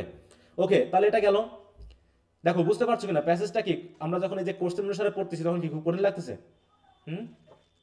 না স্যার এবার পরবর্তী কোশ্চেনটা কি ছিল দেখো, যে আমাদের উদ্দেশ্য কি, তাই না? যে what was the purpose of setting up Drik and Pathsala.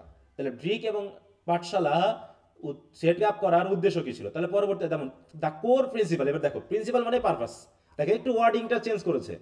The core principles behind setting up Drik and later পাঠশালা।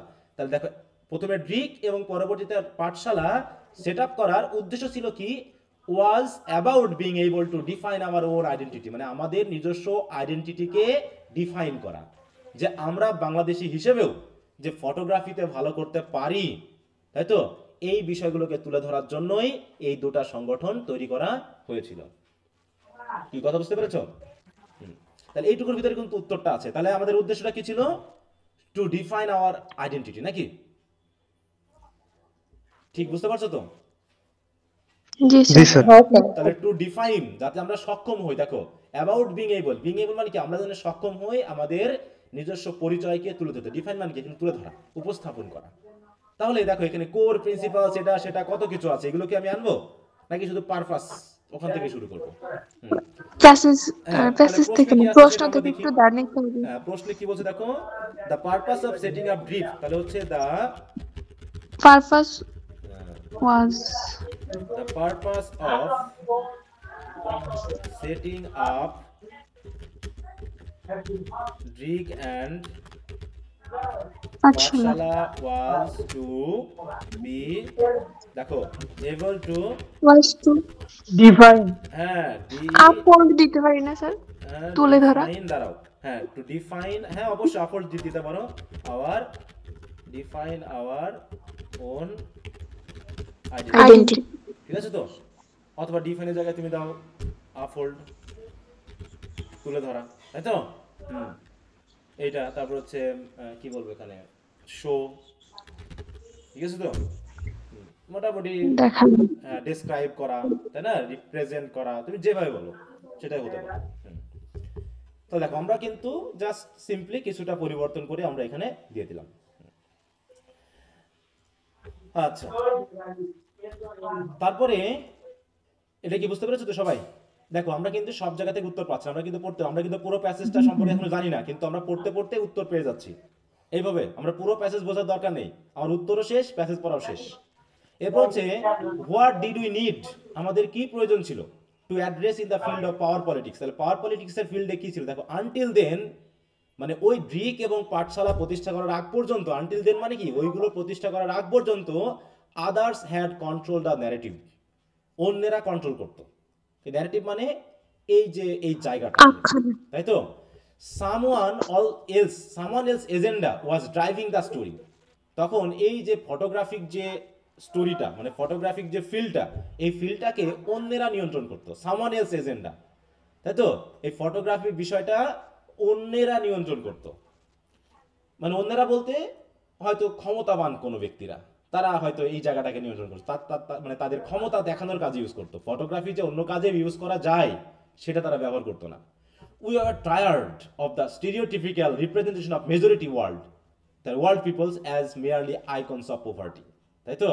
যে অধিকাংশ মানুষ যে পোভার্টির আইকন, তাই তো, দারিদ্রতার আইকন, মানসিক নিম্ন, তাই তো, যে মানসিকতার গুলো ব্যাপার রয়েছে, সেগুলোর এইগুলো শুনতে শুনতে আমরা পুরো টায়ার্ড হয়ে গেছিলাম। স্টিরিওটিপিক্যাল মানে হচ্ছে নর্মাল, যেটা সাধারণত হয়ে থাকে এরকম, প্রতীক। হ্যাঁ, তাই বলছে we were not going to deny the reality, অতএব আমরা বাস্তবতাকে কখনোই অস্বীকার করতে পারি না। But no longer we are willing to accept the single story, কিন্তু আমরা আর একদমই ইচ্ছুক ছিলাম না যে আমরা সিঙ্গেল স্টোরিকে গ্রহণ করব। সিঙ্গেল স্টোরি মানে ওই আইকনস অফ পোভার্টি, যে ওয়ার্ল্ড পিপল মানে অধিকাংশ মানুষ যে দরিদ্র, এইটাকে তুলে ধরতে আসলে ফটোগ্রাফি ইউজ করা হতো। কিভাবে?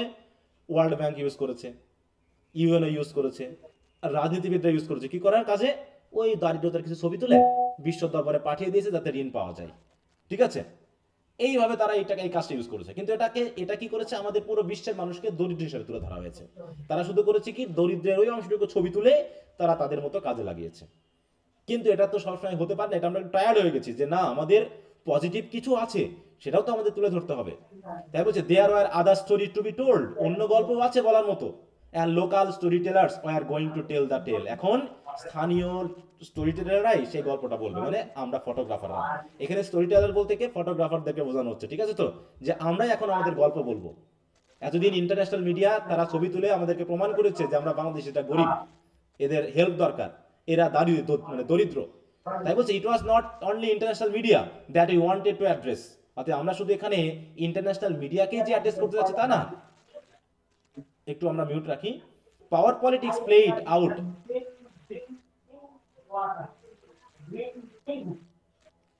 অনিক চক্রবর্তী একটু মিউট রাখো, হ্যাঁ তোমার ওখান থেকে একটু সাউন্ড আসতেছে।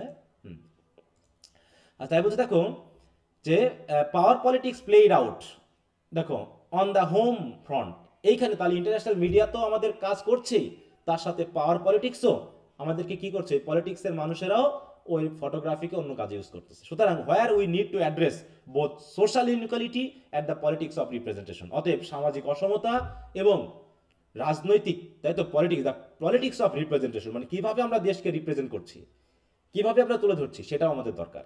রাজনীতিবিদরা অধিকাংশই কি দেখায়, দারিদ্রতা অংশটুকু তুলে ধরে যে আমরা দরিদ্র দেশ, আমাদেরকে হেল্প দেন, এই দেন সেই দেন ইত্যাদি ইত্যাদি। ঠিক আছে, এই জায়গাটাকে আমাদের অ্যাড্রেস করতে হবে। তাহলে এইবার আমরা মনে পেয়েছি, তাহলে এর ভিতরে আমরা কোনো উত্তর পাই নাই, পেয়েছি কোন জায়গায়, যে পাওয়ার পলিটিক্সের এই জায়গা না, যে power politics played out on the home front to where we need to address both social, তাহলে আন্তর্জাতিকভাবে ইন্টারন্যাশনাল মিডিয়া কাজ করে, আর হোম মানে কি, এই দেশীয় পর্যায়ে দেশের ভিতরে এই পলিটিক্স কাজ করে। এরা করে কি, আমাদের শুধুমাত্র ওই দারিদ্রতার ওই অংশটুকুকে তুলে ধরেছে, কিন্তু ওইগুলোতে এখন অ্যাড্রেস করতে হবে কোথায়, দেখো এখানে প্রশ্নটা বলতেছি কি, the what did we need to address in the field of power politics, তাহলে পাওয়ার পলিটিক্স এর কোন জায়গায় অ্যাড্রেস করতে হবে আমাকে, social inequality and the politics on of the power of representation, তাই তো, পলিটিক্স এই অফ দুই জায়গায়। রিপ্রেজেন্টেশন। তাহলে এই দুই জায়গায় তাহলে একদম সহজভাবে আছে যে উই নিড টু, তাহলে in the field of power politics, এই জাতীয় যদি কোনো ফ্রেজ থাকে আমরা ওগুলোকে একটু বসিয়ে নিব। তাহলে কি দেবো, দেখো in the field of power, power sir field বানানটা একটু হ্যাঁ ঠিক করেছি, in the field of power politics কি করতে হবে, কোশ্চেনে বলতেছে উই নিড, নাকি সরি এখানে পাস্ট, তাহলে নিডেড হবে, উই নিডেড টু অ্যাড্রেস কোন জিনিসটাকে, social inequality. social inequality and the politics of, representation. যে আমাদেরকে রিপ্রেজেন্টেশন করার যে পলিটিক্স, কিভাবে আমরা রিপ্রেজেন্ট করব, এই জায়গাতে আমাদের অ্যাড্রেস করতে হবে। দেখো এই জায়গায় ছোট ছোট বিষয়গুলোকে জাস্ট আমরা তুলে ধরবো। আচ্ছা এরপর কি হচ্ছে, what was our choice to express ourself, অতএব নিজেদেরকে এক্সপ্রেস করার জন্য আমাদের চয়েস কি ছিল, আমরা কি কি চুজ করেছিলাম। বলছে having scene how political parties operated, তাহলে পলিটিক্যাল পার্টিগুলো কিভাবে অপারেট করে, এইগুলো দেখে we need to find hour means মানে উপায়। তখন আমরা বুঝলাম যে পলিটিক্যাল পার্টির উপর ডিপেন্ড করে আমাদের লাভ নাই, আমাদের নিজেদেরকে কি করতে হবে, আমাদের জন্যই আমাদের মিনস বা উপায়গুলোকে খুঁজে বার করতে হবে। সে কারণে আমরা করলাম কি, we choose media, education and culture as our space for intervention. তাহলে আমরা কি, দেখো আমরা কি চয়েস করেছিলাম, দেখো টু এক্সপ্রেস আওয়ারসেলফ, হ্যাঁ নিজেদেরকে এক্সপ্রেস করার জন্য কি কি চয়েস করলাম এই জায়গায়, মিডিয়া, তারপরে কি education, media, education, and culture. দেখো এই জায়গায় as our spaces for intervention, দেখো এখানে কিন্তু কপি করেছে এরা, দেখো as our spaces for intervention, আমার কি ওটা দরকার আছে, শুধু টু এক্সপ্রেস আওয়ারসেলফ, নাকি এক্সপ্রেস করার জন্য আমরা কি চয়েস করলাম এইগুলোকে। তাহলে আমার এত দরকার নেই, আমি তো শুধু অবজেক্টটাকে প্রশ্ন করেছি, অবজেক্ট কি, মিডিয়া, এডুকেশন এবং কালচার, কি হিসাবে সেটা পরের ব্যাপার, কিন্তু এখানে তো টু এক্সপ্রেস এটা উপায় হিসাবে ব্যবহার করা হয়েছে। তাহলে আমরা অবজেক্টের জায়গাতে আমরা করব কি, আমাদের দেখো what was our choice, what was our choice, hour choice কি ছিল, তাহলে প্রশ্নের উত্তরটা কেমন হবে, উই চুজ দিয়ে করব নাকি আওয়ার চয়েস দিয়ে করব, কোনটা দিয়ে করব বলো তো, sir our choice this sir, যে আওয়ার চয়েসেস, এখানে যেহেতু আমাদের অবজেক্টগুলো অনেক আছে কিন্তু ওখানে সিঙ্গুলার ছিল, আমাকে কি করতে হবে, প্লুরাল ফর্ম করতে হবে। আওয়ার চয়েসেস ওয়্যার কি কি ছিল, মিডিয়া, এডুকেশন, কালচার, তারপরে কি ছিল, টু এক্সপ্রেস আওয়ারসেলফ, নাকি এক্সপ্রেস জি স্যার। আওয়ারসেলফস, এই তো। অথবা আমরা বলতে পারি, এটাকে ঘুরিয়েও বলতে পারি, এগুলোকে স্যার যদি আমরা টু subject এ রাখি, এক্সপ্রেস আওয়ারসেলফ দিয়ে করা যায় না, ইনফিনিটিভটা সামনে এনে। সেটাও দিতে পারবো অবশ্যই, আমরা এটা দিয়েও করতে পারি যে media, education and culture were our choice to express ourself. দেখো আমার প্রশ্নটা আমি কোথায় করেছি, তোমার 1 মার্কের উত্তর, আমি তোমাকে প্রশ্ন করেছি অবজেক্টে, তুমি অবজেক্টটাকে ধরতে পারছো কিনা, এই জায়গাটাতে আমার উত্তরটা হয়ে যাবে। অথবা to express ourself, our choice was to, এটা টু হ্যাঁ জি তুমি এটা দাও, সমস্যা না, কোনো সমস্যা নেই এখানে। তুমি জাস্ট একটু কারিকুলাম করে দেখাবা যে আমি পারি, ঠিক আছে? তো দেখো এই জায়গায়, স্যার হ্যাঁ বলো। এখানে যদি প্যাসিভ করে দিই তাহলে কি সমস্যা আছে? এখানে তো প্যাসিভ হওয়ার সুযোগই নেই, কারণ আমাদের ভার্বই তো হচ্ছে বি ভার্ব মাত্র, ওয়াজ। এটা কি প্যাসিভ করা যায়? না কারণ আমাদের ভার্ব কি এই জায়গায় বলো তো? ওয়াজ। যেমন was I am a student, এটাকে প্যাসিভ করা যাবে বলো তো? যে আই অ্যাম না এ স্যার স্টুডেন্ট, এটা যখন প্যাসিভ করতে পারবো না, তাহলে এটা তো হবে না প্যাসিভ, তাই না? এটা এটা কমপ্লিমেন্ট তো হবে করতে না, হবে, লিঙ্কিং সাবজেক্ট ভার্ব ভার্ব আছে না, complement, linking linking verb verb তো আছে এখানে। প্যাসিভ হয় না, হ্যাঁ, তো এই জন্য এই was তো জায়গাটা তো একটু কাজ লিঙ্কিং করতে হবে, ঠিক আছে? তাহলে what was our choice to express ourself. তাহলে দেখো এইভাবে, মানে পরীক্ষাতে কিন্তু এত কঠিনও দেয় না, এছাড়া সহজ দেয়। মানে তোমাদের যে পর্যন্ত যে পরীক্ষায় যে প্যাসেজগুলো এসেছে, অন্তত ফার্স্ট প্যাসেজ হিসাবে এত বড় দেয় না। এত বড় প্যাসেজ থাকলে তো তোমার মাথা খারাপ হয়ে যাবে যে 10 মার্কের জন্য এত বড় একটা প্যাসেজ আমাকে দিয়ে দিল। হ্যাঁ, ছোট দেয়, বেশ ছোট দেয়, বেশি বড় দেয় না। কিন্তু যেহেতু আমরা প্র্যাকটিস করতেছি এই জন্য একটু সময় গেল। এখন দেখো আমরা তাহলে যেভাবে উত্তরগুলো করলাম, তাহলে আমার প্যাসেজটাও পড়া শেষ, আমাদের উত্তরগুলো, মেজর উত্তরগুলো শেষ কিনা? দেখো আমার শেষের লাইনটুকু না পড়লেও চলছে। থ্রু ড্রিক পাঠশালা এন্ড ছবি মেলা we have a presence in all three. অতএব তিন জায়গাতে আমাদের উপস্থিতি আছে, মিডিয়াতেও আছে, এডুকেশনেও আছে এন্ড কালচারেও আছে। তো গেল। এবার আমার পরবর্তী কোশ্চেনগুলো কি কি? অবশ্যই এমসিকিউ কমই আসে, হ্যাঁ এমসিকিউ কমই আসে। ফটোগ্রাফি কি? এটা কি এডুকেশন, কালচার নাকি আর্ট? এটা কি? art একটা আর্ট, তাই না? Photography is regarded as a কি? influential media হ্যাঁ দেখো ওখানে ট্রান্সফরমেটিভ, তাই না? ট্রান্সফরমেটিভ মানে কি? ডেসক্রিপটিভ, কনস্ট্রাকটিভ, রেফরমেটিভ, কোনটা হবে? influential হ্যাঁ, যে আমরা ইনফ্লুয়েন্স করছি। দ্য ইম্পর্টেন্স অফ ফটোগ্রাফি কেমন? হ্যাঁ কেমন? হ্যাঁ ফটোগ্রাফি আনবিলিভেবল, ইনফ্লুয়েন্স কেমন? অবিশ্বাস্য। এখানে কি কেমন বলছি? ইনফ্লুয়েন্স কেমন? আমরা কি অবিশ্বাস্য নাকি? হ্যাঁ দেখো ইনক্রেডিবল, এই যে বলছে না যে ফটোগ্রাফি সো ইনক্রেডিবলি ইম্পর্টেন্ট, তাহলে ইনক্রেডিবলি মানে কি? অবিশ্বাস্য হ্যাঁ এখানে কি ওখানে সিনোনিম unbelievable মানে অবিশ্বাস্য unbelievable. Most of the Bangladeshi sees photography as a media which কি করে? gives us freedom from all of expression. হ্যাঁ ওই যে এক্সপ্রেশন, তাই না? যেটা বলছে ইমানসিপেটরি, তার মানে এক্সপ্রেটরি, মানে ইমানসিপেটরি মানে কি? নিজেকে এক্সপ্রেস করার মতো যেটা টুল, সেটা হিসাবে। দেখো এখানে কিন্তু সেটা বলা হয়েছে। বলছে উই রিকগনাইজ দ্যাট, দেখো in photography we had a transformative tool for social change. এটাকে এখন কম্পাউন্ড করতে হবে। কিভাবে করতে হবে? দেখো এখানে কি এটা আছে কিসে? প্রথমে আসে কিসে? দেখো কমপ্লেক্সে হ্যাঁ, তাহলে উই রিকগনাইজ, আমরা দেখো এটা যদি আমরা একটু সিরিজটাকে একটু ভাঙি তাহলে কি দাঁড়ায়? একটু তোমরা দয়া করে ইয়াটা দেখে নিবা। ট্রান্সলেশন পড়ানো আছে না ক্লাসগুলোতে? ট্রান্সলেশন জি স্যার বাকিরা আছো তো? নতুন যারা আছো ট্রান্সলেশন, হ্যাঁ স্যার আছি ট্রান্সলেশনের আমরা। ক্লাসগুলো এই কয়দিনে আমি দরকার হলে পার্ট বি এর জন্য তোমাদের আমি ঈদের পরে সময় দিব, ঠিক আছে তো? মানে ঈদ পর্যন্ত তোমরা যেহেতু সময় পাচ্ছ, ছুটি পাচ্ছ, তো এই জন্য যেহেতু বৃহস্পতিবার আমাদের ক্লাস আছে, এই বৃহস্পতিবার পর্যন্ত তোমরা ট্রান্সলেশনের ক্লাসগুলো করে নিবা সবাই, ঠিক আছে? হ্যাঁ ঠিক ট্রান্সলেশনের আছে ক্লাসগুলো করে নিবা। দিয়ে পার্ট এর উপরে আমি একটা টেস্ট নিব, সেটা হচ্ছে ঈদের পরে পার্ট এর, এবং এর ভিতরে যদি সম্ভব হয়, ঈদের ছুটি তো আমি দিয়ে দিবই আগামী বৃহস্পতিবার পরে, এর ভিতরে যদি সম্ভব হয় তোমরা পার্ট বি এর ক্লাসগুলো করে ফেলবা, ঠিক আছে তো? আমাদের ওদিকে এক সপ্তাহ পিছিয়ে যাক, কারণ আমরা হাতে এক সপ্তাহ সময় পাবো আমি মনে করি, কিন্তু রিডিং স্কিলসের জন্য আমাদের একটু সময়টা দিতে হবে, পড়তে হবে। তোমরা নিজে বাসায় পড়বা ভালো করে। হ্যাঁ বলো। বলতে স্যার শুনলাম যে 2 মাস পর নাকি পরীক্ষা আমাদের এরকম হতে পারে। 2 মাস পর? এখনো থার্ড ইয়ারের পরীক্ষাই শুরু হলো না। 24 এপ্রিল থেকে তোমার থার্ড ইয়ারের পরীক্ষা, তারপরে ফোর্থ ইয়ার আছে তারপরে, ঠিক আছে? জাতীয় বিশ্ববিদ্যালয়ের সেশন জটটাই সবচেয়ে বড় সমস্যা। ওটা নিয়ে টেনশন করো না। এখনো থার্ড ইয়ারের পরীক্ষা আগামী মাসের 24 তারিখ থেকে, মানে থার্ড ইয়ারের পরীক্ষা শুরু হতে এখনো 1 মাস নাকি? তাহলে ওদের পরীক্ষা চলবে, তারপরে ফোর্থ ইয়ারে ফর্ম ফিল আপ হচ্ছে। তোমার তো এখনো ফর্ম ফিল আপই শুরু হয়নি, তোমার পরীক্ষা কেমন করে 2 মাস পরে হয় বলো? এখনো ফোর্থ স্যার ইয়ারে আগে ফর্ম ফিল আপই শেষ স্যার হয়নি। বলো।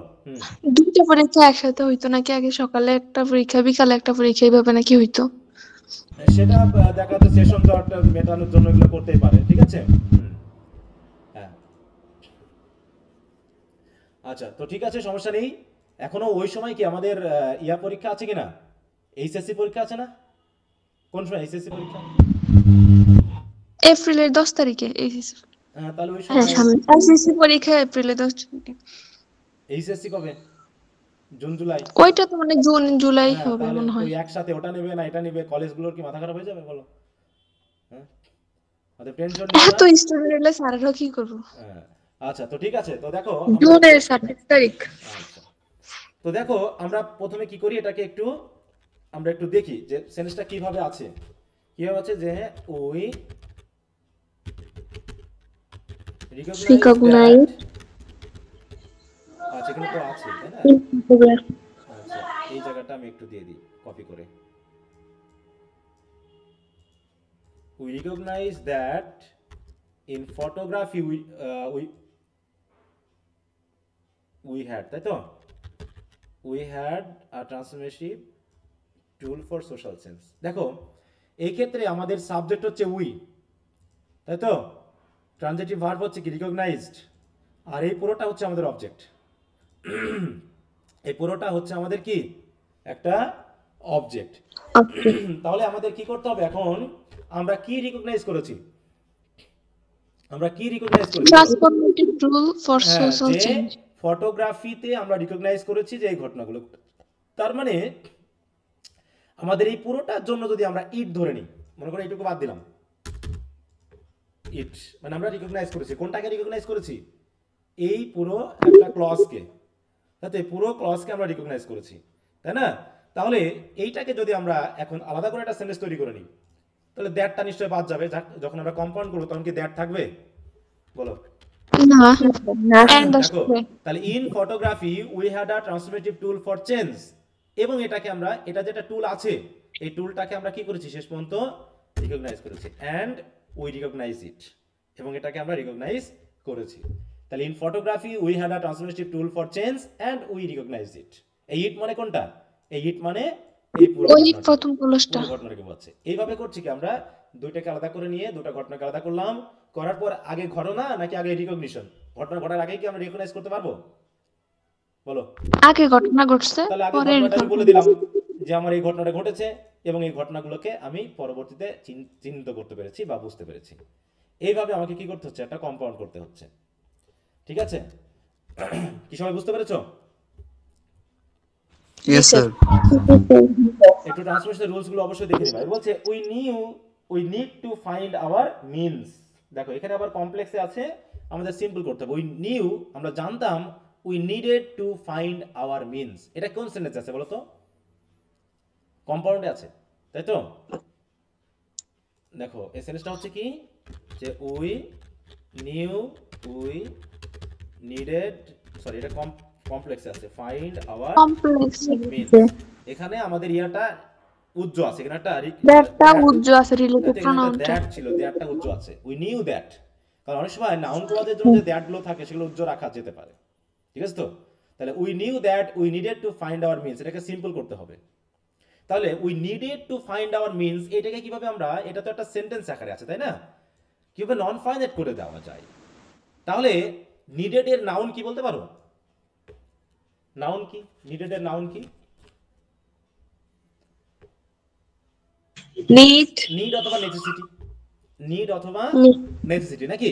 তাহলে আমরা জেনেছিলাম যে আমাদের প্রয়োজন আছে, কিসের প্রয়োজন? টু ফাইন্ড আওয়ার মিনস, তাই তো? আমাদের যে বিভিন্ন উপায় আছে সেই উপায়গুলো খুঁজে পাবো। এটাকে আমরা দুইভাবে করতে পারি, যে উই নিউ দ্য নিড, তাই তো, টু ফাইন্ড আওয়ার মিনস, অথবা আমরা বলতে পারি কি, we knew the necessity of finding our means, কারণ নেসেসিটির সাথে আমাদের অফ বসাতে হয়, এইভাবে করতে হয়, তাই তো?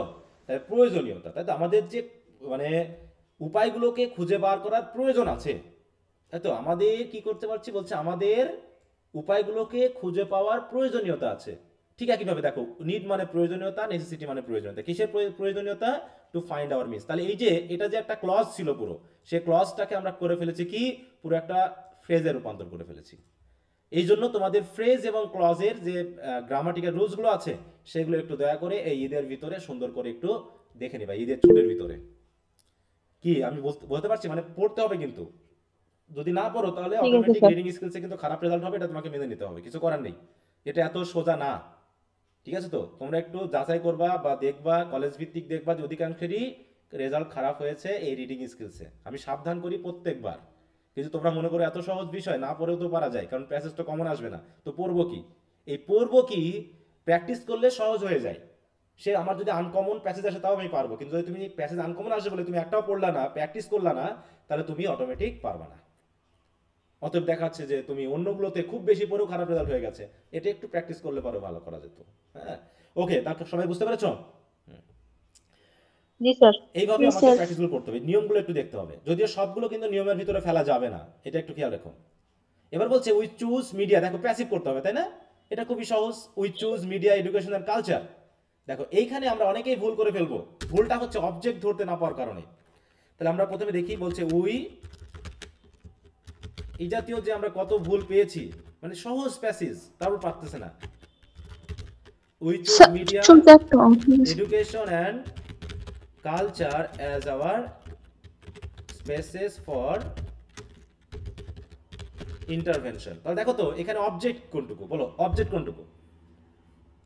এডুকেশন থেকে ইন্টারপ্রিটেশন পর্যন্ত। এই পুরোটা অবজেক্ট, হ্যাঁ ইন্টারভিউ। এই পুরোটা অবজেক্ট। না, চুজটা তো এডুকেশন এন্ড কালচার। মিডিয়া থেকে কালচার হ্যাঁ, আমরা চুজ করলাম কি সেইটুকু হচ্ছে অবজেক্ট, আর কি হিসাবে ওটা আলাদা বিষয়। যেমন আমি বলি কি, I eat rice in my room, এখানে কি ইট রাইস, এই রাইস থেকে সব কি অবজেক্ট? আমি কি সব খাচ্ছি? না, শুধু রাইস। না sir, in my room advance. হ্যাঁ, তাহলে আমাকে এটুকু বুঝতে হবে যে আমার অবজেক্ট কোনটুকু। আমরা চুজ করেছি, কি চুজ করেছি? মিডিয়া এডুকেশন অ্যান্ড কালচার, এইটুকু হচ্ছে আমাদের অবজেক্ট, বাকিটুকু কিন্তু আমাদের অবজেক্ট হিসাবে ধরা যাবে না। তাহলে এইখানে আমরা ভুল করব, তাহলে আমি এইটুকুকে নিয়ে আসবো। তাহলে অবজেক্টকে কি কি করতে হবে আমাকে? প্রথমে সাবজেক্ট করতে হবে তো নাকি? সাবজেক্ট করতে হবে। এবার এখানে আর বসাবো না ওয়্যার বসাবো নাকি ওয়াজ বসাবো, কোনটা? ওয়ার বসাবো। দেখো এখানে কি আছে, মিডিয়া এডুকেশন এবং কালচার, কয়টা আছে সাবজেক্ট এখানে ওয়ার। টোটাল? এবং টেন্সটা কি, চুজ কোন tense? Past indefinite tense. Past tense, তাহলে আমি কি করতে হবে? ওয়্যার। ওয়ার। তারপর হচ্ছে কি, চুজেন, চুজেন। তাই তো, বাই আস অথবা বাই আস পরে বাই দাও। আস।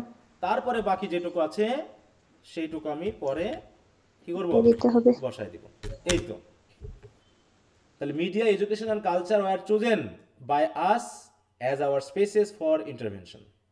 এভাবে কিন্তু আমরা করে দিলাম। এরপর হচ্ছে কি দেখো, পরবর্তীটা কি আছে, we are not going to deny the reality but no longer we were. দেখো বাট আছে না, কমপ্লেক্স করতে হবে, বাট থাকলে কি কি করতে হয়? কম্পাউন্ডে আছে। দোয়াল দো করতে হবে, দোল তাই না? করতে তাহলে করতে হবে।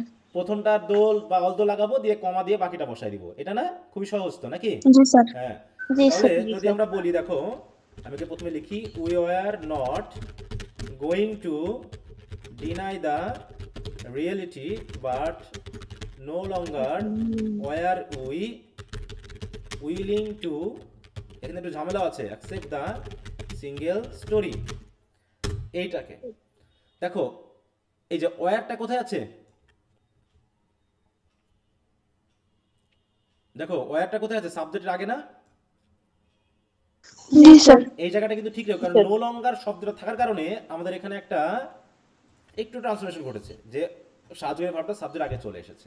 তো এইটুকু আমরা ঠিক রাখতে হবে, আমরা শুধু পরিবর্তন করব হচ্ছে এই বাটের জায়গাটা, কারণ এই জাতীয় কমপ্লেক্স সিম্পলগুলো খুবই সহজ। জাস্ট আমি করবো এটাকে কপি করে নিলাম, যাতে তাহলে আমি কি দেবো এই জায়গায়? দো। হ্যাঁ, though we are not going to deny the reality, কিন্তু রিয়েলিটি ডিনাই করতে না পারলেও দেখো নো লঙ্গার ওয়ার উই, এভাবে আমরা পরবর্তী করতে হবে। এখানে কমা দিতে হবে কিন্তু, তাই না? দোয়াল যদি আমরা সাবঅর্ডিনেট ক্লজ যদি আগে দিই তাহলে অবশ্যই কমা দিতে হবে, আর যদি সাবঅর্ডিনেট পরে দিই তাহলে আমাদের কমা দেওয়া লাগবে না, ঠিক আছে? এই জায়গাটুকু। এবার বলছে কি দেখো, Bangladesh is so incredible, sorry, photography is so incredible in our culture that the average Bangladeshi sees it as an emancipatory tool. কি করতে হবে এটাকে? সিম্পল করতে হবে। হ্যাঁ, সিম্পল করতে হবে, তাই না? তাহলে সিম্পল করতে হলে আমাকে ঠিক যেটুকু কমপ্লেক্সের অংশটুকু আছে, যেটুকু সাবঅর্ডিনেট ক্লজটুকু আছে, সেটাকে কিভাবে ফ্রেজে রূপান্তর করা যায় সেটা দেখতে হবে।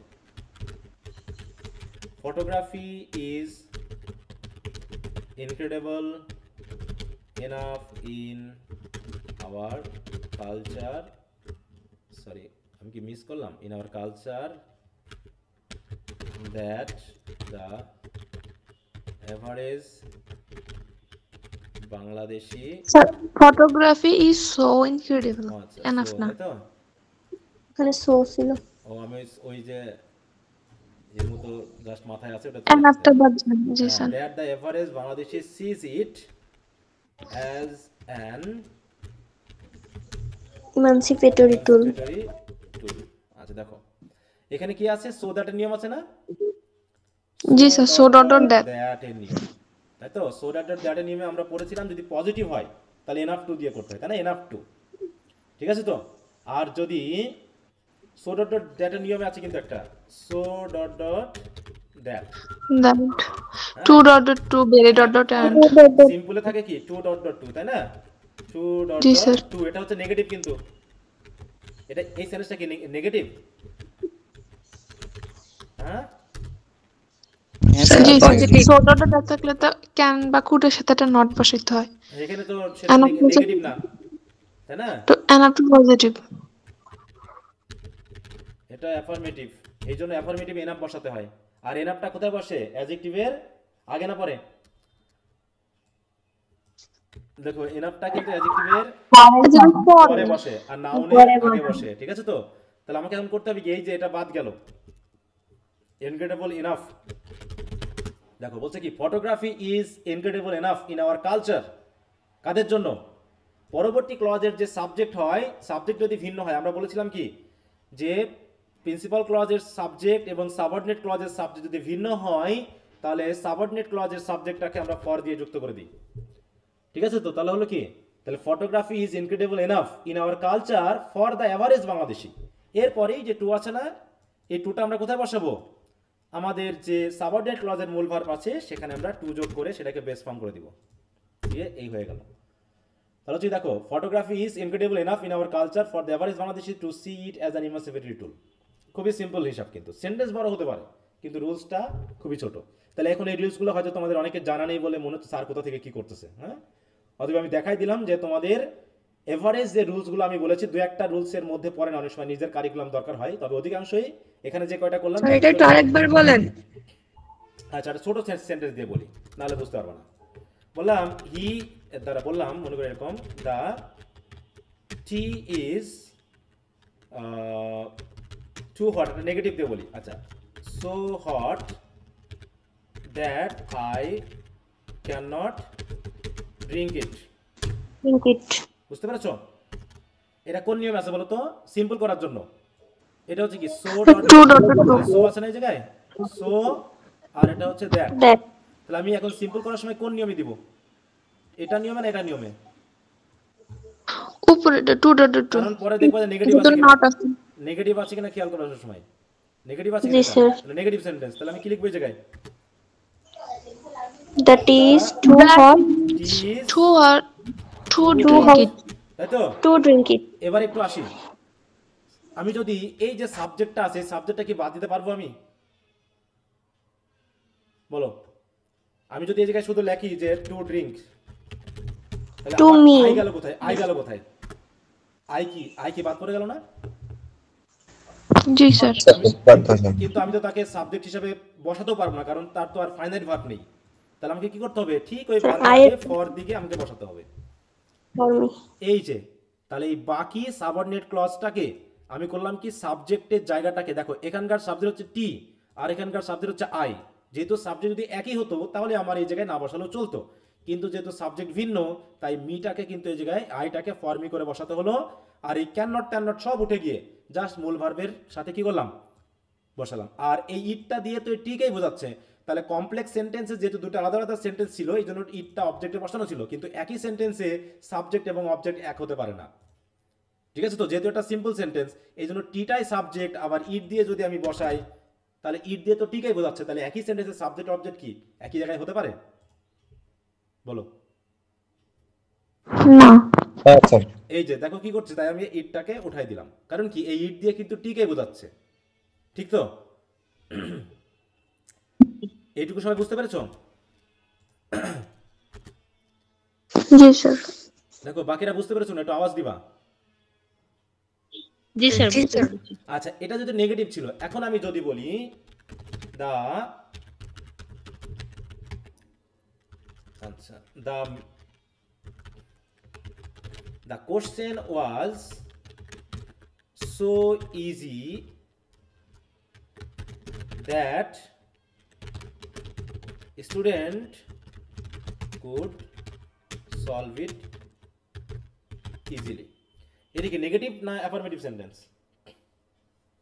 অ্যাফার্মেটিভ। এটা খেয়াল করো, অ্যাফার্মেটিভ।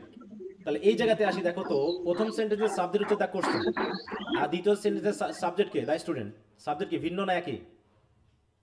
ভিন্ন। ভিন্ন। তাহলে এখন যখন এটাকে আমরা ট্রান্সফর্ম করব তখন কি করব? এই যে সো এর পর আবার কি আছে এখানে? ইজি আছে। তাহলে ইজিটা হচ্ছে অ্যাডজেক্টিভ। আমি বললাম কি এনাফ সবসময় কোথায় বসে? অ্যাডজেক্টিভের পরে নাউনের আগে।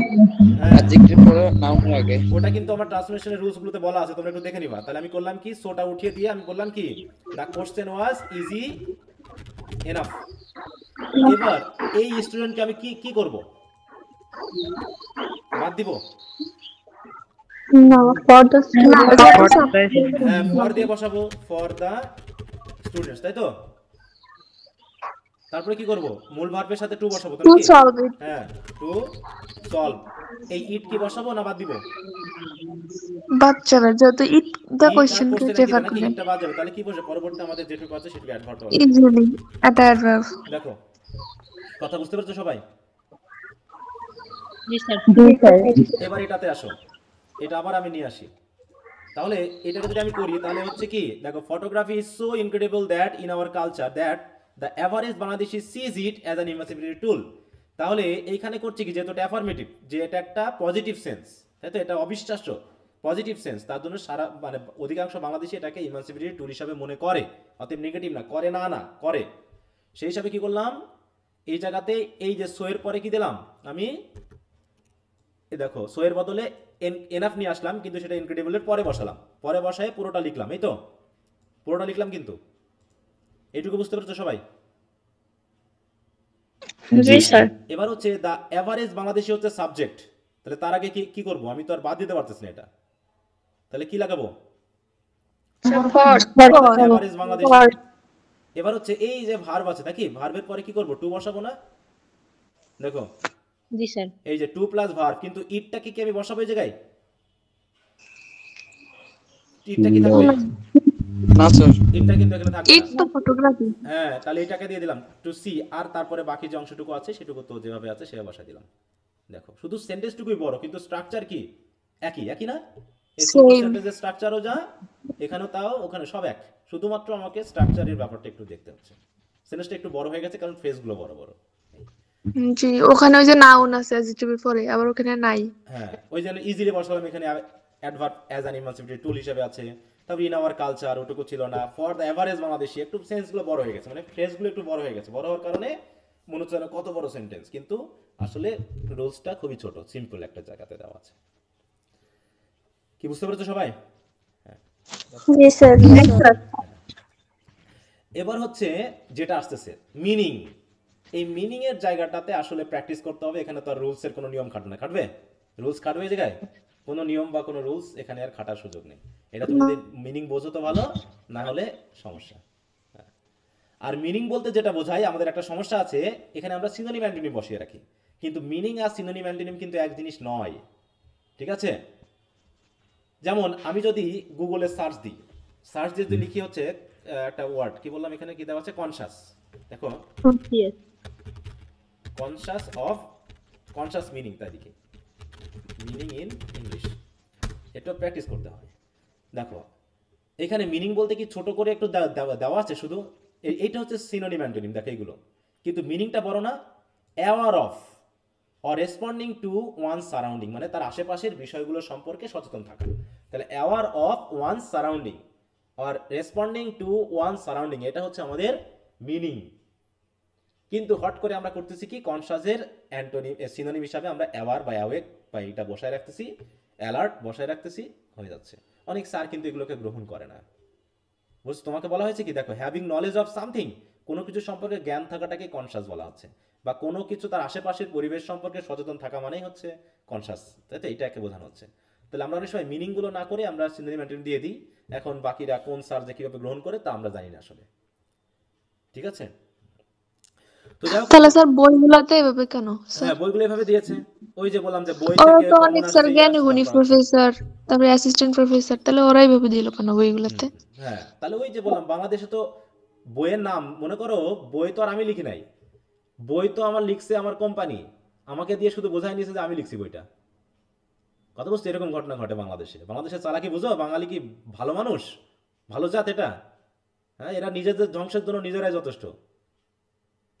স্যার টিচার জানে না যে মানে এই বইটা সে লেখছে স্যার। আমি হচ্ছে মানে এটা জাস্ট মানে দেখছি আমার মানে স্যারের কাছে। আমি তো বললামই যে কিছু টাকা দিয়ে মিলন স্যারের কাছে কিছু টাকা দিল, যে 50,000 স্যার টাকা দিলাম আপনার নামে, বইটা আমি আমার আপনার নামটা এখানে একটু ঢুকাই দিলাম, ঠিক আছে তো? হ্যাঁ, আমি টাকা নিলাম, হ্যাঁ বই ঢুকাই দিলাম, কিন্তু বইয়ের ভিতরে কি লিখছে না লিখছে, এরকম আমাকে অনেকেই যে ফ্রেন্ডস থেকে আমাকে বিশেষ করে কয়েকবার এটা বলেছে। আমি বলছি এসব নোট গাইড বই আমি ইয়া করতে পারবো না। বুঝতে পারছেন, যে যদি নিজে একটা বই লিখতে পারি তো ভালো, তা না হলে এইভাবে সহযোগিতায় যাওয়া যাবে না। বাংলাদেশের মানুষ কতখানি, টিচার জি স্যার, এই যদি টিচারেরা এমন হয় করতেছে না যে তাহলে ইনকোর্স স্টুডেন্ট নাম্বারের শিখবে। জন্য স্যারদের কাছে প্রাইভেট পড়ে না, ইনকোর্স নাম্বার কমিয়ে দিচ্ছে। তাহলে এই সকল টিচার কি আমাদের নাই কলেজে? হ্যাঁ, আছে স্যার। তাহলে সেই টাকা লোভী আছে টিচারগুলো স্যার। এই কাজটা করতে পারবে কিনা বলো? যে স্টুডেন্টদের হ্যাঁ স্যার, ক্ষতি করতে পারে, যে স্টুডেন্টদের ক্ষতি করতে পারে, সে তো এই কিছু টাকার জন্য তো এই কাজও করতে পারে। তুমি কেমন করে অবিশ্বাস করতে পারো টাকা যে নিয়ে করবে আর না? খারাপ বই হ্যাঁ, রেফার করে যে সবাই এটা হ্যাঁ, কিনতে হবে, হ্যাঁ, স্যাররা করে না। আর ওইখান থেকে কোশ্চেন আমরা ওই বই স্টুডেন্টদেরকে থেকে বোকা মনে করি, তাই না? বোকা মনে করবে। করি যে স্টুডেন্টরা মনে কিছু বোঝে না, কিন্তু আমরা কি স্টুডেন্ট ছিলাম না? আমি যখন স্টুডেন্ট ছিলাম তখন কি আমি ছিলাম, আমরা এটা কেন ভুলে যাই? আমি এখন টিচার হয়েছি বলে আমি মনে করছি আমার স্টুডেন্টরা মনে হয় আমাকে বোঝে না, তারা সব বোকা। হ্যাঁ, তাদের মাথায় কিছু জ্ঞান নেই, সব গোবর পড়া, এটা যেন আমরা মনে করি। তাহলে আমরাও কি একসময় স্টুডেন্ট ছিলাম? তো আমরাও কি আমাদের টিচারদেরকে বুঝি নাই যে তারা আমাদের ভালো করেছে না মন্দ করেছে? তাহলে আমার স্টুডেন্টরা কেন আমাকে বিচার করতে পারবে না? তারা বরং বড় জাজ আমাকে বিচার করার জন্য। এই জিনিসটা আমরা বুঝি না। আমরা মনে করি আমরা যা বলবো জোর জার করে যা চাপাই দিব চলে যাবে। আরে বয়স যাক, তারপর বুঝতে পারবো তোমার কাহিনী কি হয়। হ্যাঁ, যে যখন যা ক্ষমতায় যায় সে তখন তেমন করে দেশ চালায়, সে তেমন করে মানে ইয়া করে, মন্ডলী করে। হ্যাঁ, এই হচ্ছে সমস্যা আমাদের জন্য, অনেক সমস্যা আমাদের, অনেক সমস্যা, যে সমস্যার কোনো সমাধান নেই, কারণ আমরা খারাপ। ওকে, তো যাই হোক, দেখো এখানে একটু খেয়াল করো, গ্যাপ ফিলিংগুলো তো বইয়ে দেওয়া আছে, কিন্তু চেষ্টা করবা তোমরা একটু সিনোনিম অ্যান্টোনিম এগুলো ইউজ করার মাধ্যমে। হ্যাঁ, সিনোনিম ইউজ করার মাধ্যমে, সরাসরি কপি না করাই ভালো। তারপরে বই থেকে যেহেতু সুটেবল গ্যাপ পূরণ করতে বলছে, বই থেকেই করতে হবে। দেখো এই যে ফটোগ্রাফি ইজ ইনক্রেডিবলি ইম্পর্টেন্ট, এখানে বলা আছে আনবিলিভেবলি না, তাহলে we can show social inequality ছিল কিনা, এই জায়গায় সরাসরি ছিল কিনা?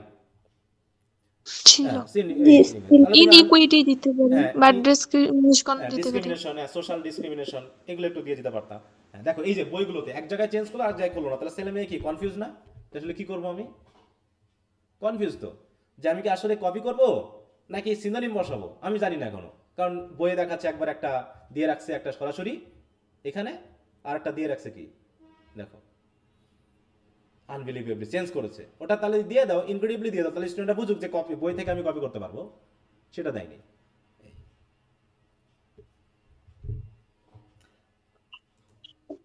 স্যার ইন অর্ডার টু থাকলে তো কমপ্লেক্স করার জন্য সো দ্যাট ব্যবহার করতে হয় না স্যার?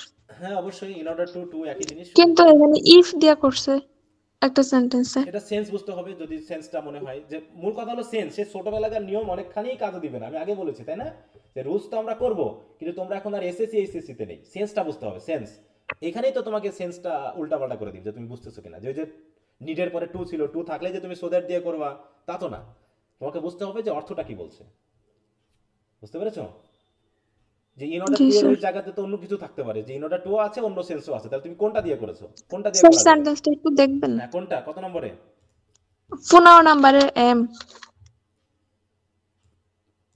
সবসময় আগে অর্থ গেস করতে পারতে হবে, ঠিক আছে, এই সকল জায়গাগুলোতে। 15, তাই না? এটা আবার কত নম্বর? 7 বাবা, পুরো চলে গেলাম। আচ্ছা 15। এটা এম।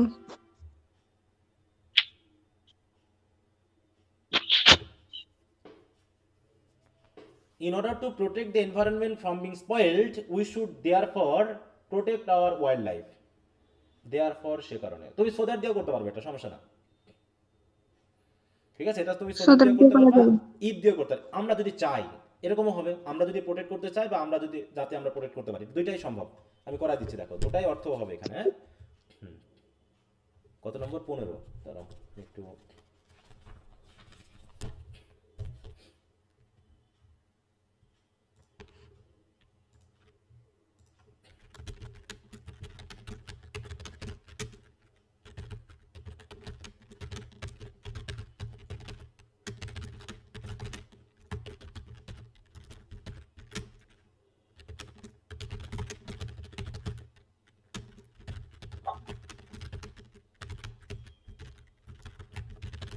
দেখো ইন অর্ডার টু, তাই তো? এটা যদি মাঝখানে থাকতো এই ঘটনা করতো। তাই ইন অর্ডার টু মানে উদ্দেশ্যে। তাহলে আমরা এটা করতে পারি কি, যে we should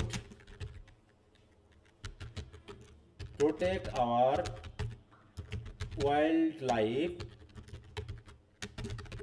so that we can protect the, sorry আমি একটু মিস করেছি। হ্যাঁ, অর্থটা চেঞ্জ হয়ে গেছে। হ্যাঁ, এইখানে হবে। হ্যাঁ, ওয়াইল্ড লাইফ, তাই তো? না ঠিক আছে, সরি আমি মিস করতেছি কেন। আমাদের তো এটাকে বলতেছে, এটা করতে হবে ইন অর্ডার টু, উদ্দেশ্যে। We should protect our wild life so that we can protect the environment from being spoiled. From being মানে কোনটা কাজ আর কোনটা উদ্দেশ্য, এটাও হতে পারে। অথবা আমাদের উদ্দেশ্য কোনটা, এটাই না? তাহলে এটাকে আমরা ইফ দিয়ে করতে পারি। যে এটাকে দেখো আমি ঘুরিয়ে পেঁচিয়ে অনেকভাবে করতে পারি এটাকে। আবার এটাকে যদি নিয়ে আসি তাহলে কি বলবো, যে we should protect the wild life if we want to, তখন এখানে ওয়ান্ট টু হয়ে যাবে, ঠিক আছে তো? Want to protect the environment being মানে স্পয়েলড, এটাও হতে পারে। হ্যাঁ, বা এটা যদি আমরা একটু আগে নিয়ে যাই, দেখো এটা দিয়ে আমরা করতে পারি। মানে দেয়ারফরটা থাকার কারণে ইফ দিয়ে করা যাবে না, ওটা দেয়ারফর দিয়ে সে কারণে ওই ইফও হচ্ছে সো দ্যাট হবে, দুটো মিনিং এ আসবে এখানে, কোনো সমস্যা না। কিন্তু দেয়ারফর আবার এখানে আনবো আমরা। এর সাথে যেটা যায় ওইটাই হলো রুলস। হ্যাঁ বলো। মানে অর্থটা হলো মেন, অর্থটা যেদিকে যায় ওইভাবেই করতে হবে। অর্থের সাথে মিল রেখে তোমাকে কাজটা করতে হবে, এখানে কোনো সমস্যা না। আমরা তো দেখি না যে একই সেন্টেন্সকে আমরা বিভিন্ন ভাবে করতে পারি। তোমার অর্থটা ঠিক রাখতে হবে, অর্থ যেন চেঞ্জ না হয়ে যায়। ট্রান্সফরমেশনের মূল ব্যাপারটা হলো যে আমি স্ট্রাকচার পরিবর্তন করব কিন্তু অর্থ পরিবর্তন করা যাবে না, মিনিং ঠিক থাকবে। বুঝছি স্যার। আচ্ছা, তাহলে আমরা একটা প্যাসেজ পড়ে শেষ করলাম, তাতে তোমাদের একটা আইডিয়া হয়েছে নাকি? এর ভিতরে কারো কোনো কোশ্চেন থাকলে একটু দ্রুত বলবো। আজকে আবার একটা কলেজে প্রোগ্রাম আছে, 10টার দিকে, ওই যে 25শে মার্চ একটা আলোচনা সভা আছে। একটু দ্রুত একটু হাত তোলো এবং সবার প্রশ্ন করো একটু। মিনিং এটা কিভাবে করব তাহলে আমরা? একটু জোরে বলো। মিনিং 19 নম্বরের মিনিং এগুলা কিভাবে করব? মিনিংগুলো আসলে ওই যে বললাম তোমাকে, মিনিং প্রতিনিয়ত প্র্যাকটিস করতে হবে, এছাড়া তো আর কিছু সম্ভব না। এটা তো আর রুলস নেই, কোনো রুলস নেই। ডিস্ট্রাকশন মিনিংটা কি, এটা তোমাকে আমি কোনো রুলস দিতে পারবো যে স্যার 2-5টা রুলস দেন যাতে আমি সবগুলোর মিনিং বলতে পারি? সম্ভব এটা? এটা প্রতিদিন আমরা যে প্যাসেজগুলো পড়ি তুমি যখনই কোনো প্যাসেজ পড়বা তখন এগুলো প্র্যাকটিসের জন্য ওগুলা বেশি কার্যকর। তুমি করবা কি, প্রতিদিন যে প্যাসেজটা পড়বা সেই প্যাসেজের 10টা-5টা করে ওয়ার্ড আগে চিহ্নিত করবা, করে গুগলে সার্চ দিবা যেটার মিনিং কি। এভাবে করে জাস্ট লিখবা, মনে রাখার মুখস্থ রাখারও দরকার নেই।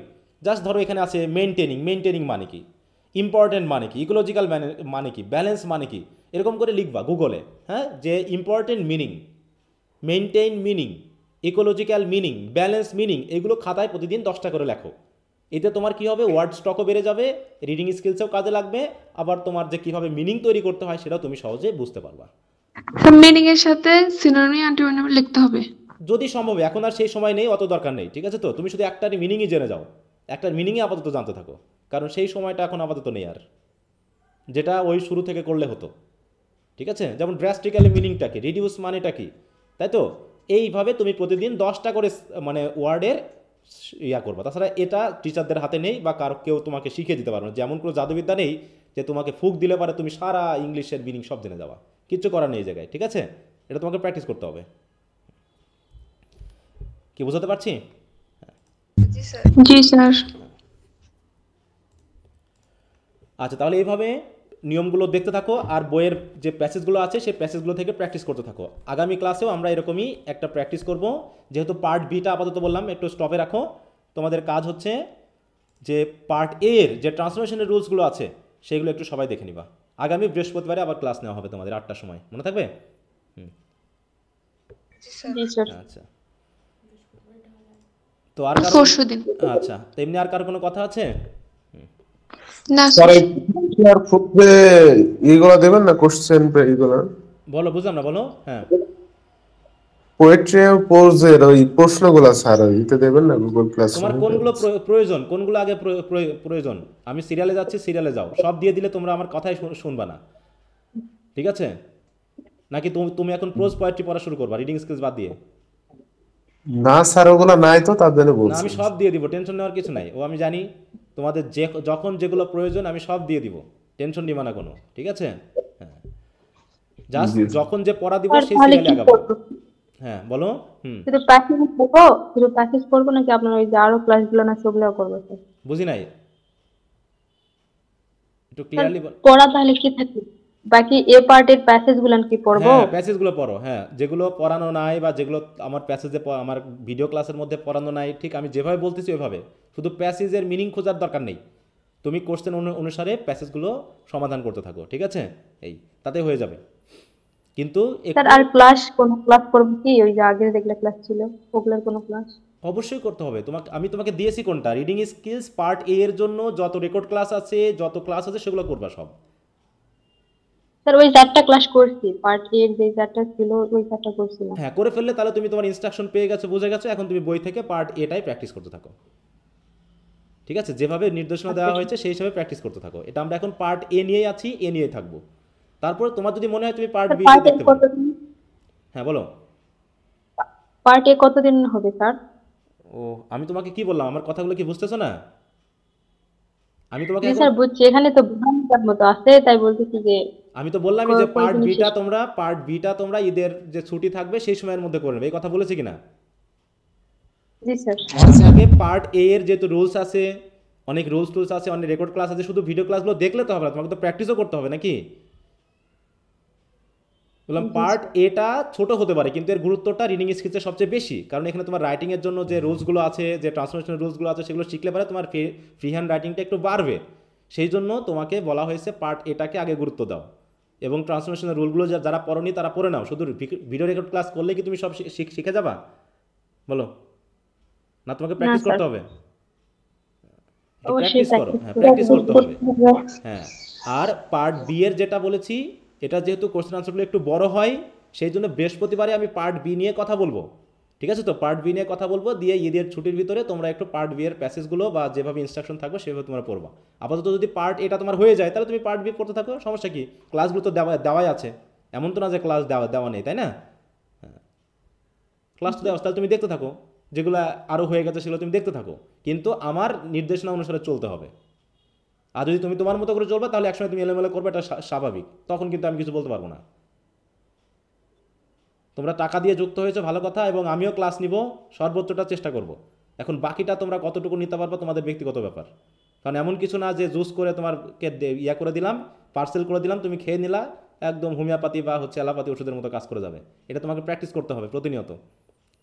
আর রিডিং স্কিলসের খারাপ করার কারণটা কোন জায়গায় কোথায় আছে সেটা আমি কিন্তু বলে দিয়েছি তোমাকে, যাতে খারাপ না হয় সেই কাজগুলো করতে থাকো। আচ্ছা, তো ঠিক আছে, তো আজকে একটু রাখছি, আগামী বৃহস্পতিবার আবার কথা হবে। আর এর ভিতরে যদি কারো কোনো সমস্যা থাকে তোমরা অবশ্যই মেসেজ দিবা, আমি দেখবো। হ্যাঁ হ্যাঁ স্যার, আসসালামু আলাইকুম। ওয়ালাইকুম আসসালাম। আসসালামু আলাইকুম। ওয়ালাইকুম আসসালাম।